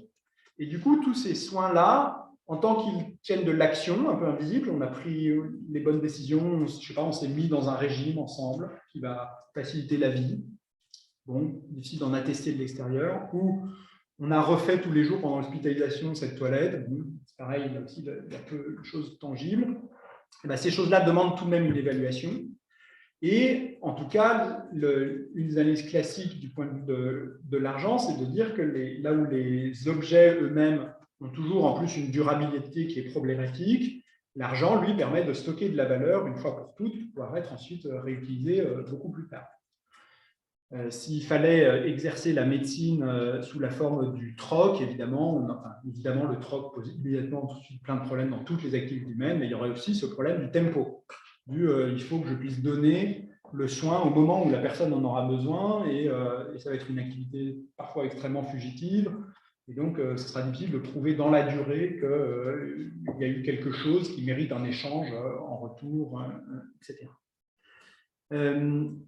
Et donc, il y a cette idée, alors il y a cette idée, me semble-t-il, à travers l'argent, peut-être de reconnaître dans le soin aussi quelque chose de quand même profondément créateur, selon différentes modalités.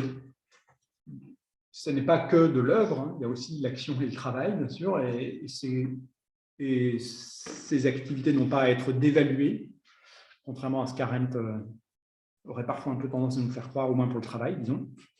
Mais du coup, il y a cette idée qu'on peut faire ressortir la part de création dans le soin et que l'évaluer, accepter de l'évaluer en termes d'argent, c'est reconnaître cette part d'inventivité, de création, de production même, en partie d'ailleurs, d'un soin, avec tous les problèmes que pose aussi la catégorie de la production, parce que ce qui va avec, c'est aussi le rythme, le fait que du coup on peut productiviser le soin, on peut le rythmer selon des rythmes, on peut en faire une taylorisation aussitôt, du coup.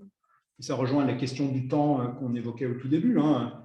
Le temps du marchand, dit Le Goff, c'est immédiatement le temps de la taylorisation. Ce qui est visé derrière, c'est comment on va pouvoir faire en sorte de mieux marquer les heures pour que les ouvriers arrêtent de partir plus tôt de la vigne pour faire leur propre vigne de leur côté, ou qu'on vérifie qu'ils fassent bien les heures qu'ils nous doivent. Et donc, l'instauration des cloches dans les municipalités médiévales se font sous l'instauration des marchands, des commerçants, des artisans, pour pouvoir surveiller les journées de travail de leurs employés aussi, très vite. Donc, il y a vraiment cette idée d'un rythme qui se fait. Donc, il y a évidemment cette ambivalence aussi dans le fait d'être capable d'évaluer un soin. C'est que dès que vous êtes capable de l'évaluer aussi, vous devenez capable, vous donnez les moyens de le rythmer, de prétendre pouvoir le rythmer de manière rigide, de la même manière pour tout le monde. Néanmoins, donc, une des condamnations du marchand au Moyen-Âge, c'était justement le fait qu'il ne créait rien et qu'il ne pouvait pas prétendre générer de la valeur sur le fait de ne rien créer. Par exemple, seulement transporter un bien d'un endroit à un autre. Alors, il a fallu des raisonnements pour dire que si, ça créait quelque chose, puisque d'un bien qui n'était pas face à son consommateur, et donc inutile, on avait un bien qui était désormais face à son consommateur, possiblement utile. Et du coup, dans une société extrêmement agraire, où le modèle, c'est l'agriculteur, où là, c'est très visible ce qu'il produit, évidemment, le marchand était l'improductif par excellence. Mais par ailleurs, le médecin, le soignant, a longtemps été condamné de cette manière-là aussi comme l'improductif. On trouve chez Locke des textes condamnant le médecin, vraiment, cette fois-ci, comme étant le modèle même du travail improductif comme ces bavards que sont les artistes, les professeurs, les avocats, etc., et qui ne sont pas des gens qui fassent des choses tangibles. Dans les textes sur le paiement de la psychothérapie, évidemment, c'est encore pire comme question, puisque non seulement le psy ne produit rien, mais il ne parle même pas. Il ne fait qu'écouter, dit-il. Alors, c'est encore plus difficile de prétendre mettre une valeur sur ce genre d'activité. Mais du coup, il y a évidemment tout un discours pour justifier qu'au contraire, bien sûr, il y a là une pleine activité, pour autant, etc.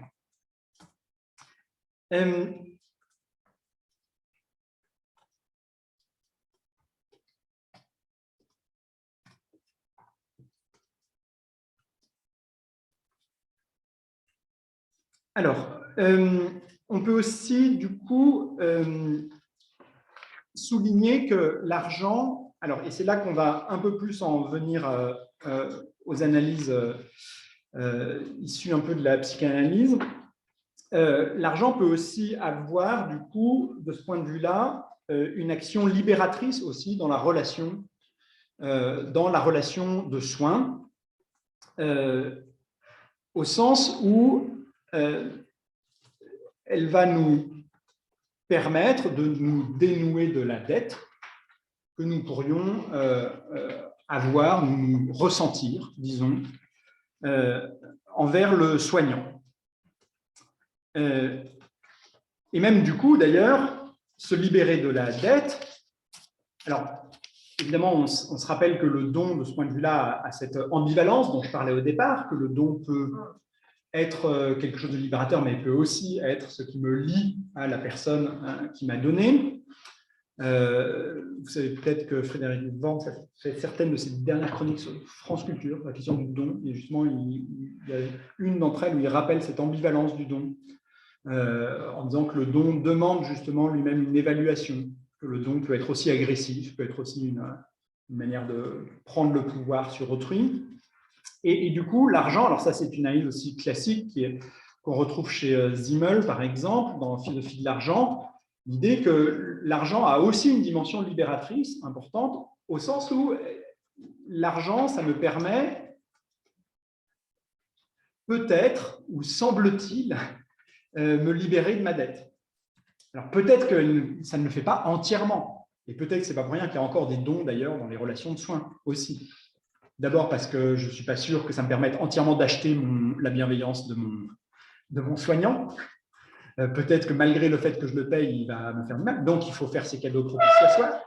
Ou peut-être que malgré le fait que je l'ai payé, je n'ai pas épongé toute ma dette. Donc, il faut que je fasse un don au sens où il faut prendre en compte cette dette. Mais en tout cas, il peut avoir relativement cette capacité de me libérer d'une dette et du coup, d'ailleurs, de me libérer de la relation elle-même, potentiellement. Puisque si je suis libéré de la dette, je peux ne plus être en relation avec la personne qui m'a apporté telle ou telle chose. Au contraire, dans le don, il y a évidemment ce lien qui se crée, qui peut être heureux parfois. Hein, c'est pour ça qu'entre amis, on se fait des cadeaux. C'est parce que le but, c'est justement de rester lié. La personne va penser qu'il va falloir qu'à mon anniversaire, en retour, elle trouve un petit quelque chose à m'offrir. Donc, c'est une promesse de la perpétuation de la relation, ou une manière de dire que je souhaiterais que la relation perpétue, d'où aussi l'ambiguïté de certains cadeaux qu'on n'a pas envie de recevoir, parce qu'on ne souhaite pas que ce genre de relation se perpétue, malheureusement. Et on est bien embarrassé de recevoir des cadeaux parfois. Et du coup, évidemment, l'échange a cette capacité de délier la relation, au sens où elle a pour faculté de remettre, pense-t-on, les compteurs à zéro. Et d'ailleurs, si quelqu'un me fait un don et que je lui rends exactement la même chose, quelqu'un m'apporte une bouteille de Châteauneuf-du-Pape 78, ce qui est vraiment une excellente idée, mais que je lui rends un Châteauneuf-du-Pape 78, quand je vais chez lui, ça fait vraiment comme si je payais ma dette au sens pour qu'on soit quitte, et justement pour que la relation s'arrête là, avec une totale équivalence. Et au contraire, si je lui offre ce qui va correspondre à ses goûts à lui, par exemple un Beaujolais blanc, parce que je sais qu'il préfère le vin blanc, etc., et telle région plutôt que telle autre, Là, on rentre plutôt dans la relation où on se montre qu'on essaye d'être créatif l'un envers l'autre dans nos cadeaux et avec une certaine attention, et qu'on n'est pas là pour remettre les pendules à l'heure et le solde à zéro, et du coup pouvoir ne plus se voir du tout. Néanmoins, du coup, sans doute que dans la relation de soins, il faut aussi avoir cette capacité de pouvoir dénouer la relation au moment où elle est terminée, évidemment, et pas rester dans... Ou alors, peut-être que la relation de soins est devenue amicale, et du coup, pour d'autres raisons, on pourra continuer à avoir son soignant dans d'autres contextes, d'autres manières, etc. Mais évidemment, il est essentiel de se libérer autant qu'il est possible, même si c'est peut-être illusoire de croire que ça libère totalement. Il faut pouvoir se libérer aussi de la relation de la dette, disons. Oui. C'est un argument qui est plus difficile à défendre dans une société où on a un système de santé comme celui de la France, où notre lien aux soignants et aux soins est plus comme une dette vis-à-vis du reste de la société que du soignant lui-même, puisque l'argent avec lequel on paye le soin provient notamment de la collectivisation des fonds dans la société. Et il n'y a pas de, comme vous l'aviez dit tout à l'heure vous-même, il n'y a pas d'échange monétaire direct ou très rarement avec le soignant lui-même. Oui, mais je pense quand même qu'à un autre niveau, on peut aussi se dire la personne est aussi rémunérée indirectement par le fait que moi je contribue aussi à tout cela, et donc on est quand même quitte au sens où on s'acquitte chacun de nos devoirs respectifs et de choses en tout cas pour lesquelles du coup j'ai pas... Enfin, il me semble que ça peut, je sais pas si vous appelez ça psychiquement ou symboliquement, jouer quand même ce même rôle, même si c'est par la médiation de tout un système par ailleurs. Et du coup, est-ce qu'on peut juste pas transposer le modèle argumentaire que vous demandez au reste de la société, que ce soit soignant directement, dans le sens où je paye ma dette vis-à-vis du reste de la société, le reste de la société paye sa dette vis-à-vis de moi, et ça se retranscrit dans la relation aux soignants, mais la dette en elle-même n'est pas celle du patient au soignant directement. Je veux dire, je pense qu'il n'y a rien à reprocher à cet argument, simplement que peut-être on peut Comment est-ce qu'il le transposer à...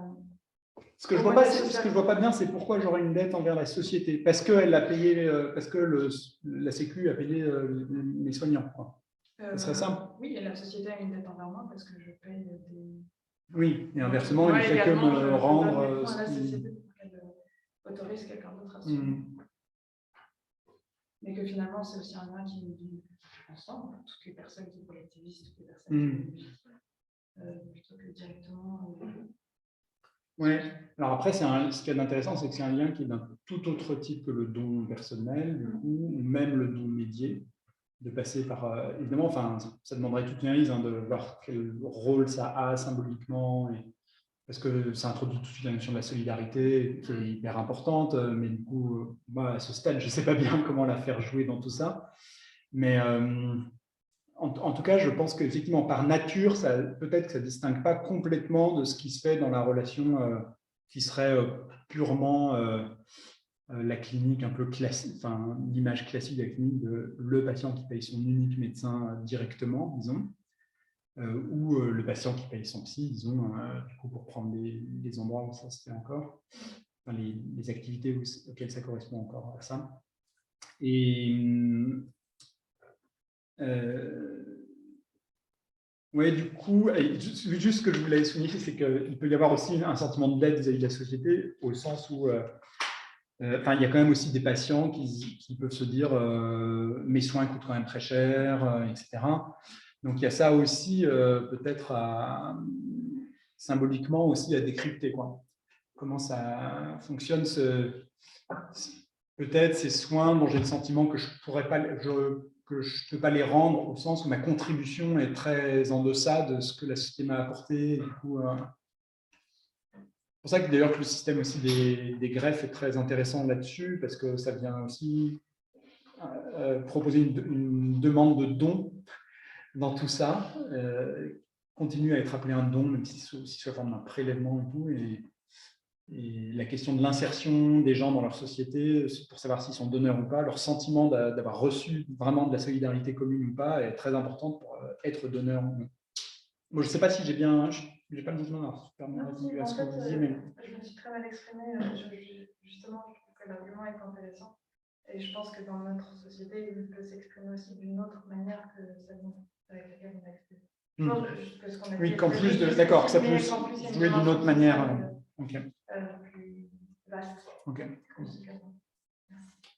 Alors, par ailleurs aussi, vous savez peut-être que Simmel défend aussi l'idée que l'argent permet l'expression d'une subjectivité, hein, qui ne fait pas que nous aliéner, mais qui permet aussi de se placer dans un certain rapport à l'objectivité du monde, et que du coup, cela creuse aussi ma subjectivité. Ça permet d'avoir plus le sentiment d'être vraiment en face d'objets. Alors là, je résume à ultra gros traits Simmel parce que je n'ai pas du tout eu le temps de me replonger assez, et je pense que ça vaudrait vraiment le coup aussi de relire la philosophie de l'argent avec l'angle du soin. Enfin, tous ces textes un peu classiques sur l'argent, ça m'intéressait de retomber sur la figure du médecin tout de suite dans Aristote. Enfin, dans la lettre sur la tolérance de Locke, un autre qui ne parle pas du tout d'argent, mais ce qui m'a frappé récemment, c'est qu'il passe son temps à faire des parallèles avec la question du soin, constamment. Sa question, c'est de savoir justement si on peut contraindre quelqu'un à croire que son médecin lui fait du bien. Donc, de la même manière, vous ne pouvez pas contraindre quelqu'un à choisir une religion. Donc, il faut une tolérance religieuse. Enfin, c'est le paradigme du médecin revient à chaque fois à nouveau. Et donc, du coup, ici, ce qu'on peut défendre, c'est que l'argent a peut-être certaines vertus dans la relation de soins pour la permettre. Alors, une des questions que ça pose, il me semble que, pareil, je suis incapable d'y répondre, c'est est-ce que cela change la nature du soin, le fait qu'il ne soit pas gratuit? Est-ce que le fait que le soin soit gratuit ou pas totalement gratuit selon plein de modalités, est-ce que ça ne change rien à la nature profondément du soin ou est-ce que ça y change quelque chose vraiment? Et Freud, dans son texte, par exemple, sur la technique de la cure, défend l'idée que ça change la nature même de la relation soignante et que pour que la cure aboutisse, il faut que le patient paye, s'il en a les moyens. Freud a fait par ailleurs plein de cures gratuites, etc. Enfin, il a fait plein de cures avec des paiements très, très variés selon les situations des gens, etc. Donc, c'est pas il faut qu'ils payent, genre on va faire mourir, enfin, on va prendre leur argent à tout le monde de manière aveugle, mais c'est important de pouvoir payer.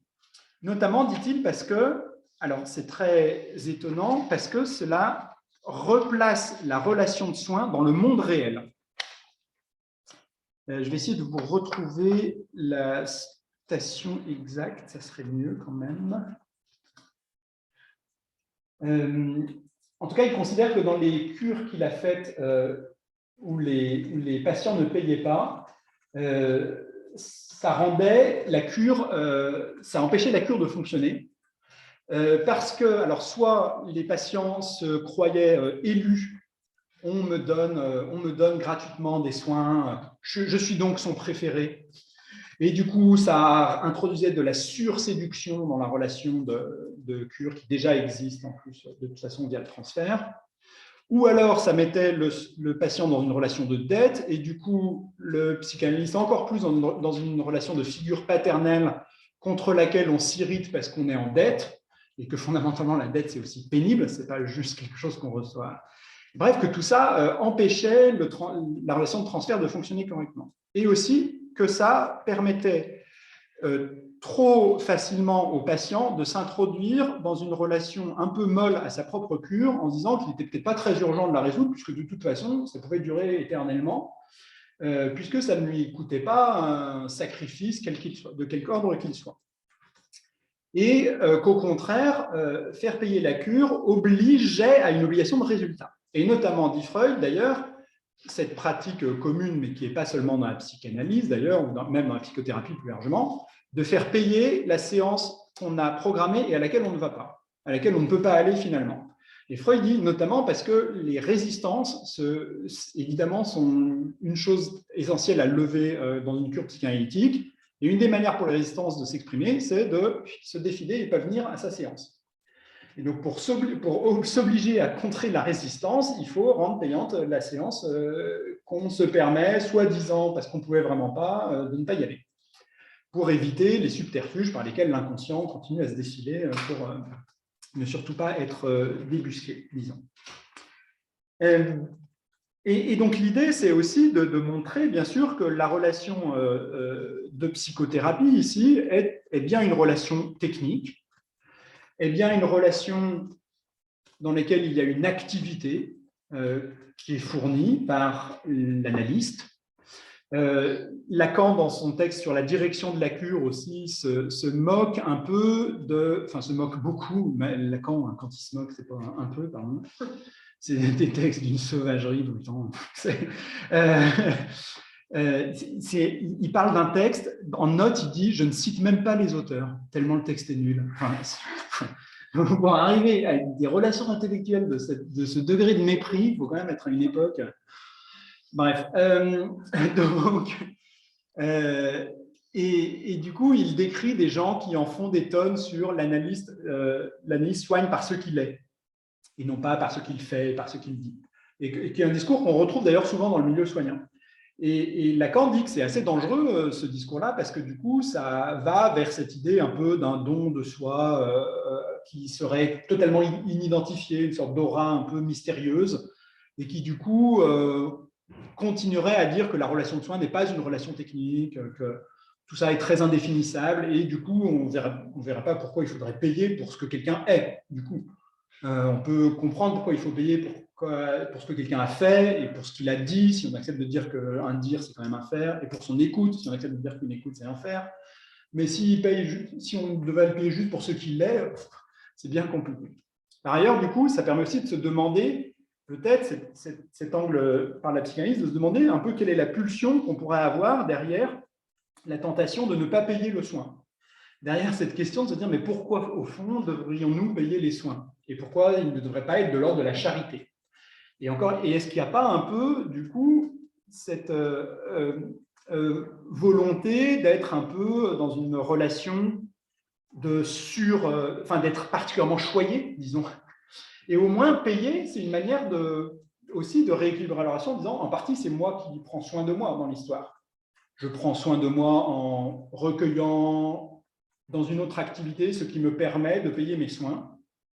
Donc, je ne suis pas totalement dépendant. Donc, en partie, c'est bien moi qui me soigne dans la cure, mais en partie, ce n'est pas du tout moi qui me soigne. Le fait de payer reconnaît qu'il y a une relation avec un être autre que moi. Ici, il y a une dualité. Et cette relation de soins n'est pas seulement une élection, ou encore, disons, une position infantile où je voudrais recevoir tout sans rien avoir à donner de moi-même, disons, sans rien avoir à donner moi-même. Et du coup, ça pose la question aussi de la place de l'amour dans tout ça, l'amour qui est demandé. Est-ce que j'achète de l'amour à travers tout ça? Et c'est une question qu'on retrouvera dans la séance suivante, habile transition. La prochaine parle de sang et l'amour. Si je me mets à faire même des transitions d'une séance à l'autre, je ne sais pas ce que c'est. Ça devient complètement fou. Et du coup, peut-être qu'en tout cas, le fait de devoir payer ces soins participe de quelque chose comme une éducation morale ou une éducation affective et même psychique peut-être, au fond. Winnicott disait que les psychanalystes et les psychothérapeutes, plus largement, étaient essentiels dans une démocratie parce qu'une démocratie a besoin d'avoir des individus sains psychologiquement pour pouvoir fonctionner. Il y a besoin d'une sacrée santé psychologique pour accepter d'avoir des différends dans une société, mais qui ne vont pas se régler par la violence, mais plutôt par le vote et par des discussions et des délibérations. Et on peut transposer, il me semble, on a besoin aussi, dans une société d'individus sains psychologiquement, aussi peut-être pour que nos économies et nos systèmes économiques fonctionnent mieux. Et peut-être qu'en partie, ce rapport entre soins et argent est aussi de l'ordre du bon soin, du soin un peu mieux prodigué dans la société, va nous permettre d'avoir un rapport mieux réglé à l'argent, qui va peut-être, très lointainement, nous permettre d'un peu mieux résoudre certaines de nos questions économiques, de justice, etc. Peut-être que ça nous mettre aussi, par exemple, dans un rapport un tout petit peu moins possessif avec l'argent, un peu plus libre, un peu plus… Et alors, je ne rentre pas dans ça, mais vous savez, il y a tous ces textes de Freud aussi sur le rapport entre l'argent et le stade anal, et sur cette crispation aussi autour de ce qui est à moi et que surtout le premier bien que l'enfant a. Les excréments qui sont dans un rapport de don, en plus, on lui demande justement de faire comme on lui demande et pas selon son propre plaisir, son propre gré. Mais du coup, il y a peut-être cette idée aussi de construire à travers la question de l'argent, des personnalités, une question de l'argent gérée autrement, des personnalités qui fonctionneraient socialement autrement et qui, du coup, auraient peut-être des vertus indirectes sur un fonctionnement social, disons.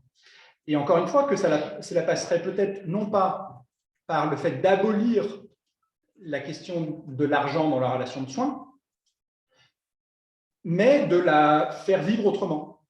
De la faire vivre à partir des raisons que j'ai évoquées, mais à partir des raisons aussi que je n'ai pas évoquées, mais très importantes, de la réformer, de modifier, de la rendre plus juste. Si possible aussi, de nous introduire dans un rapport un peu plus vivant et en meilleure santé aussi, peut-être qu'on peut le qualifier comme ça, moins pathologique à l'argent. Et sans doute que nos injustices sont aussi des questions de pathologie de notre rapport à l'argent, au fond. Enfin, on peut aussi les traduire en partie en pathologie. Donc, il y a une question de santé. Et peut-être que tout ça pourrait dessiner un autre angle pour résoudre nos questions de justice, aussi pour résoudre nos questions politiques et vraiment économiques aussi, que posent nos systèmes de santé, même si c'est peut-être très ambitieux, tout ça. Voilà, j'en dis pas plus. Je peux vous donner un peu les textes aussi en détail, que je n'ai pas eu le temps d'évoquer dans leur détail, les textes sur la technique psychanalytique, un petit peu, mais bon, je crois que j'en ai dit l'essentiel. Pardon, j'ai encore eu, comme d'habitude, tendance à déborder un peu, et du coup, à nous donner pas beaucoup de temps pour la discussion, mais allons-y. Si vous avez des remarques, des objections,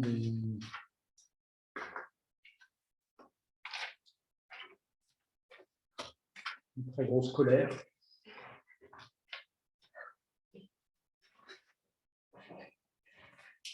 Pareil pour les personnes qui nous suivent en visio.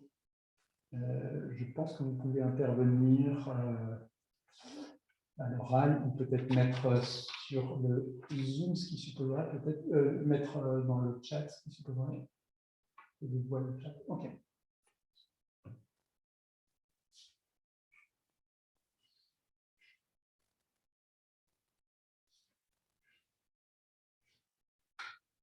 Ça vous a complètement assommé, pardon.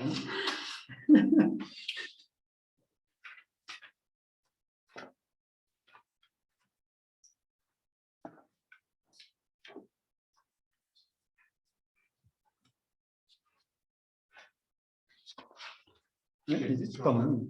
J'ai une question un peu ouverte, je ne sais pas si vous avez pensé. Mais est-ce que vous pensez que si la plupart des actes de soins devraient donner lieu à un échange monétaire, il y en a certains qui ne pourraient pas, par essence, malgré tout, être monnayés? Oui. Parce que vous avez fait une définition vraiment très très large des soins qui inclut. Oui, alors en plus, si on prend. Ça pose la question, oui, du coup, des besoins de base. Moi, j'avais envie, du coup, d'aller relire les textes des franciscains, du coup, à l'époque, sur ce qui est absolument vital, ce qui suppose de savoir dégager le vital. Ce qui est vital, il est honteux que ça ne soit pas accessible à tous, hein, d'une manière ou d'une autre, etc. Et peut-être qu'elle a un critère. En termes de soins, c'est compliqué. Enfin, de soins pris un par un, en fait, c'est très compliqué, il me semble. Et surtout qu'on est dans un système qui est tellement loin de ça, enfin, qui est tellement loin. Sachant par ailleurs que mon souhait n'est pas du tout dans l'histoire de revenir à un paiement singulier un par un.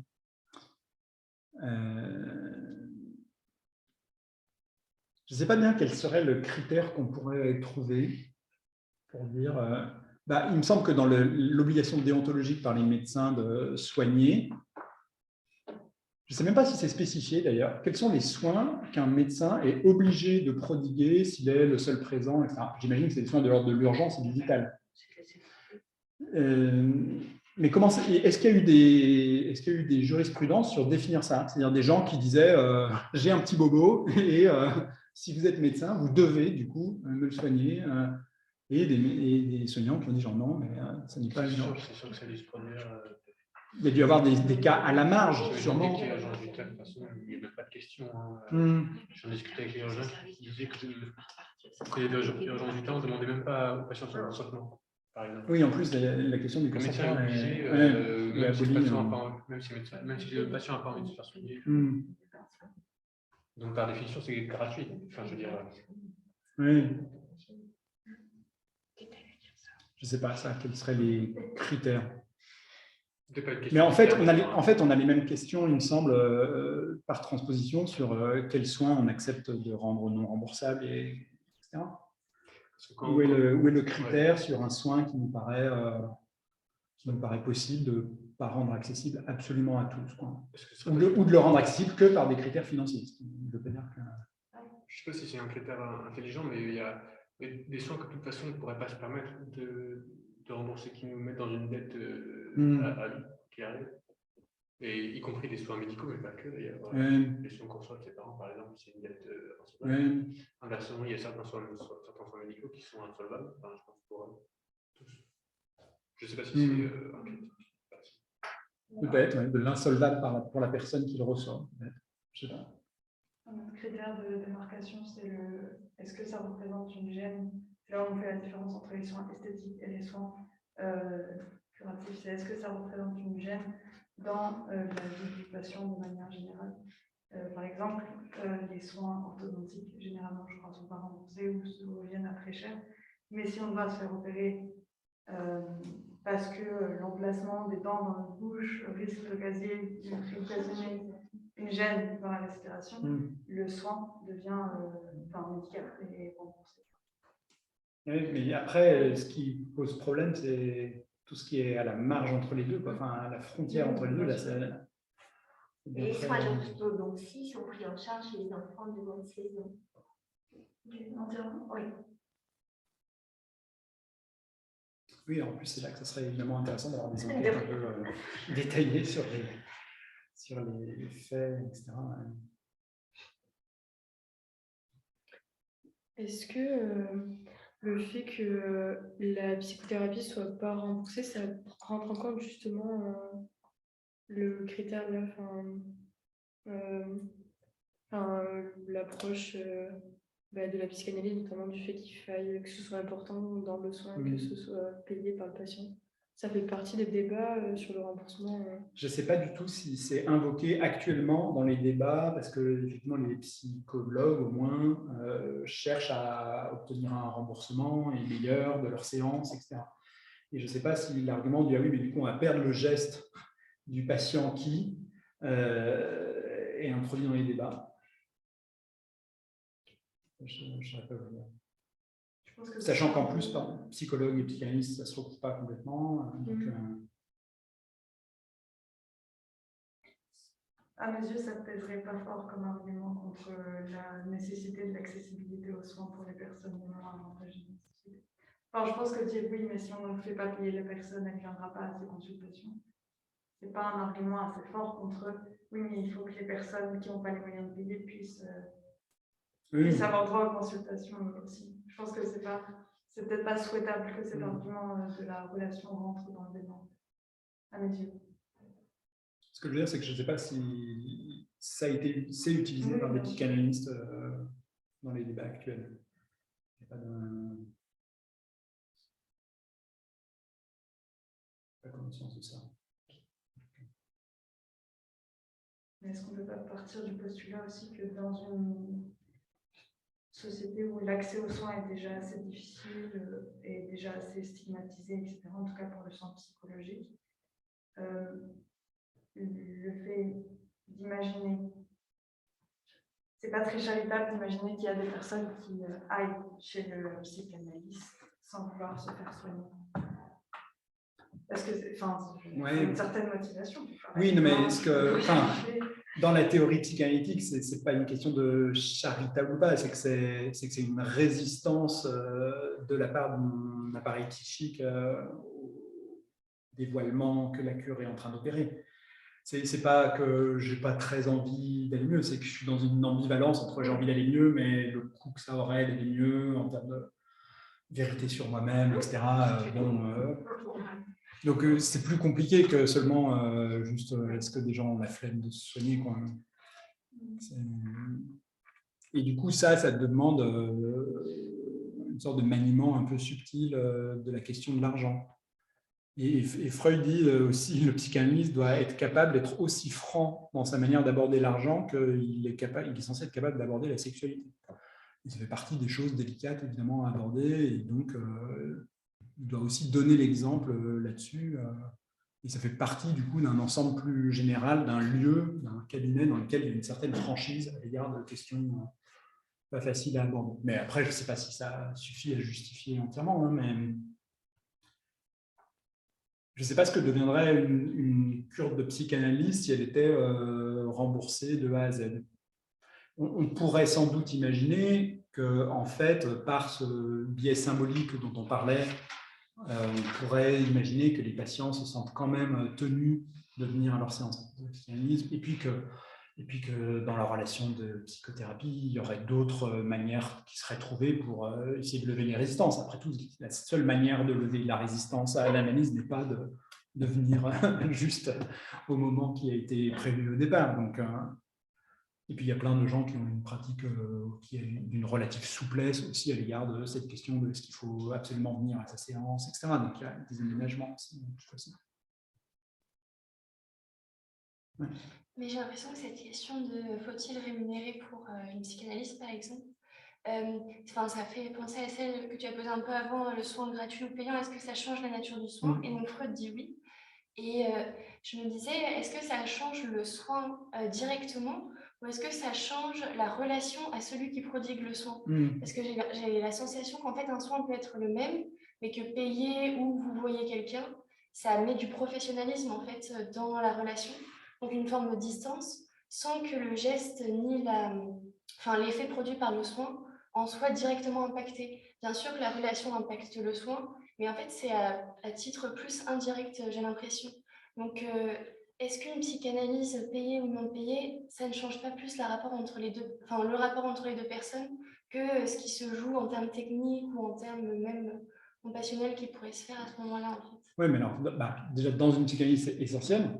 La relation qui se noue entre les deux, c'est presque l'essentiel de l'objet technique. Okay. Donc, du coup, si on sépare les deux, il ne reste plus rien du côté du technique. Et puis même, sur le soin en général, moi, je dirais qu'en fait, on ne peut jamais séparer l'aspect technique et l'aspect relationnel non plus, en fait. Le chirurgien qui fait le geste, mais avec ennui et dégoût, ou celui qui fait exactement le même geste avec une autre forme. Enfin, je ne sais pas d'ailleurs quel est le bon rapport, hein. Il y a peut-être aussi des vertus du côté de l'ennui, j'en sais rien, mais je veux dire, en fait, l'aspect technique n'est pas isolable, me semble-t-il. Enfin, est isolable qu'à la limite, que théoriquement, que toujours avec des... Et du coup, si cette histoire en tout cas c'est pas seulement payé ou non payé, hein, est-ce que c'est sous la forme de la gratuité ou via un système dans lequel il y a de la contribution, disons, moi j'aurais plutôt le sentiment que ça va changer quand même la nature de l'acte, du coup, un peu profond, mais ce qui veut dire aussi, enfin, encore une fois, mon topo ne consiste pas à défendre l'idée que du coup tous les soins doivent être payants et tout parce qu'il y a tellement de vertus dans l'argent. Ça suppose ensuite de discriminer. Peut-être que ça serait intéressant d'essayer de voir au fond, d'avoir mais ça a dû être fait en plus, ça a été fait entre le même geste fait dans une clinique privée et dans un hôpital public.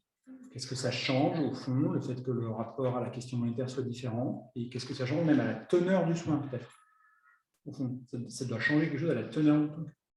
Et du coup, encore une fois, c'est pour se dire, OK, comment est-ce qu'on discrimine, quand est-ce qu'on veut plutôt être dans telle relation que dans telle autre, pas pour être uniquement dans l'une ou uniquement dans l'autre. Enfin, moi, ça pose des questions. Pour moi, c'est une manière de réarticuler les questions du rapport privé-public, gratuité, non-gratuité, etc. Enfin, c'est pas de basculer vers l'un ou vers l'autre.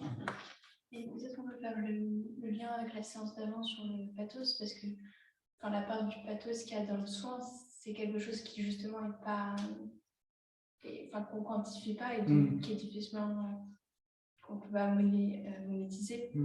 Et peut-être que c'est ça qui rend la question de comment rémunérer, quel est le juste prix, c'est qu'il y a quelque chose qu'on ne peut pas contrôler, on ne peut pas contrôler la compassion, le pathos. Non, moi je pense peut-être que c'est quelque chose qu'on ne peut pas évaluer, mais ça ne veut pas dire qu'on ne puisse pas le payer. Enfin, par exemple, c'est ce que défend Lacan. Lacan, à la fin de son texte, il dit ce qu'on paye, c'est l'amour. Enfin, Mais du coup, on ne sait pas quel prix ça a. Du coup, mais du coup, ça permet aussi de délier la question de l'argent de la question du prix. Enfin, bien montrer que ces deux questions, qui évidemment sont corrélées, mais qui ne sont pas tout à fait la même. Et c'est aussi ce qui permet de comprendre que quand on dit à un petit enfant, eh ben, s'il te plaît, tu feras quand même un dessin, on considère qu'il s'est passé quelque chose. Parce que du coup, la question du prix et de la valeur, de payer et de la valeur n'est pas tout à fait corrélable. Mais après, ça demande, moi, je trouve que ça demanderait de réfléchir jusqu'à quand c'est pas corrélable, quoi.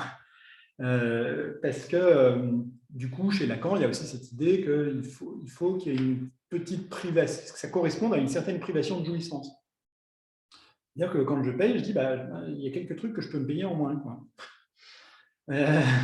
Il faut que ça. Du coup, il y a aussi la notion de ça me coûte. Il faut que d'une certaine manière, ça me coûte.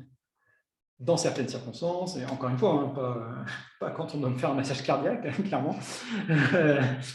Et du coup, il y a tout ça qui demande à être évalué, parce que le ça me coûte va être évidemment très différent pour le milliardaire et pour la personne beaucoup plus modeste. Surtout si on considère que c'est justement cette position sociale qui fait qu'on est plus ou moins, on a plus ou moins besoin de ce soin, en fait. Oui, et qu'on est plus ou moins tombé malade, qu'on a été plus ou moins soumis à des pathologies parce qu'on est socialement à telle ou telle situation. Alors, je me demandais aussi, en préparant ça, s'il y avait des pathologies de l'extrême richesse. Les pathologies de la pauvreté, c'est assez facile à identifier, mais je me demandais s'il y avait des choses à aller creuser du côté de la pathologie de l'extrême richesse. Mais je ne sais pas. Bon, je propose qu'on en reste là. On a déjà un peu débordé, pardon. Merci pour votre attention. Prochaine séance, donc la semaine prochaine, 17h30, le lundi, en amphithéâtre du Coutrin. À nouveau, il y aura le lien Zoom, à nouveau aussi. Et voilà. Merci. Ah, pardon, c'est une question qu'on voit. Attends, je te demande. D'Olivia. Je ne peux intervenir en moment. Merci d'avoir abordé.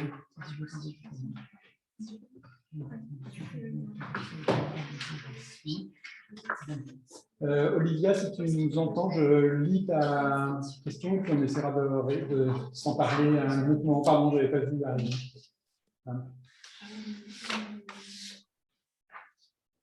Au revoir à tout le monde, du coup. Merci. Je ne sais pas. On se demande comment on fait pour...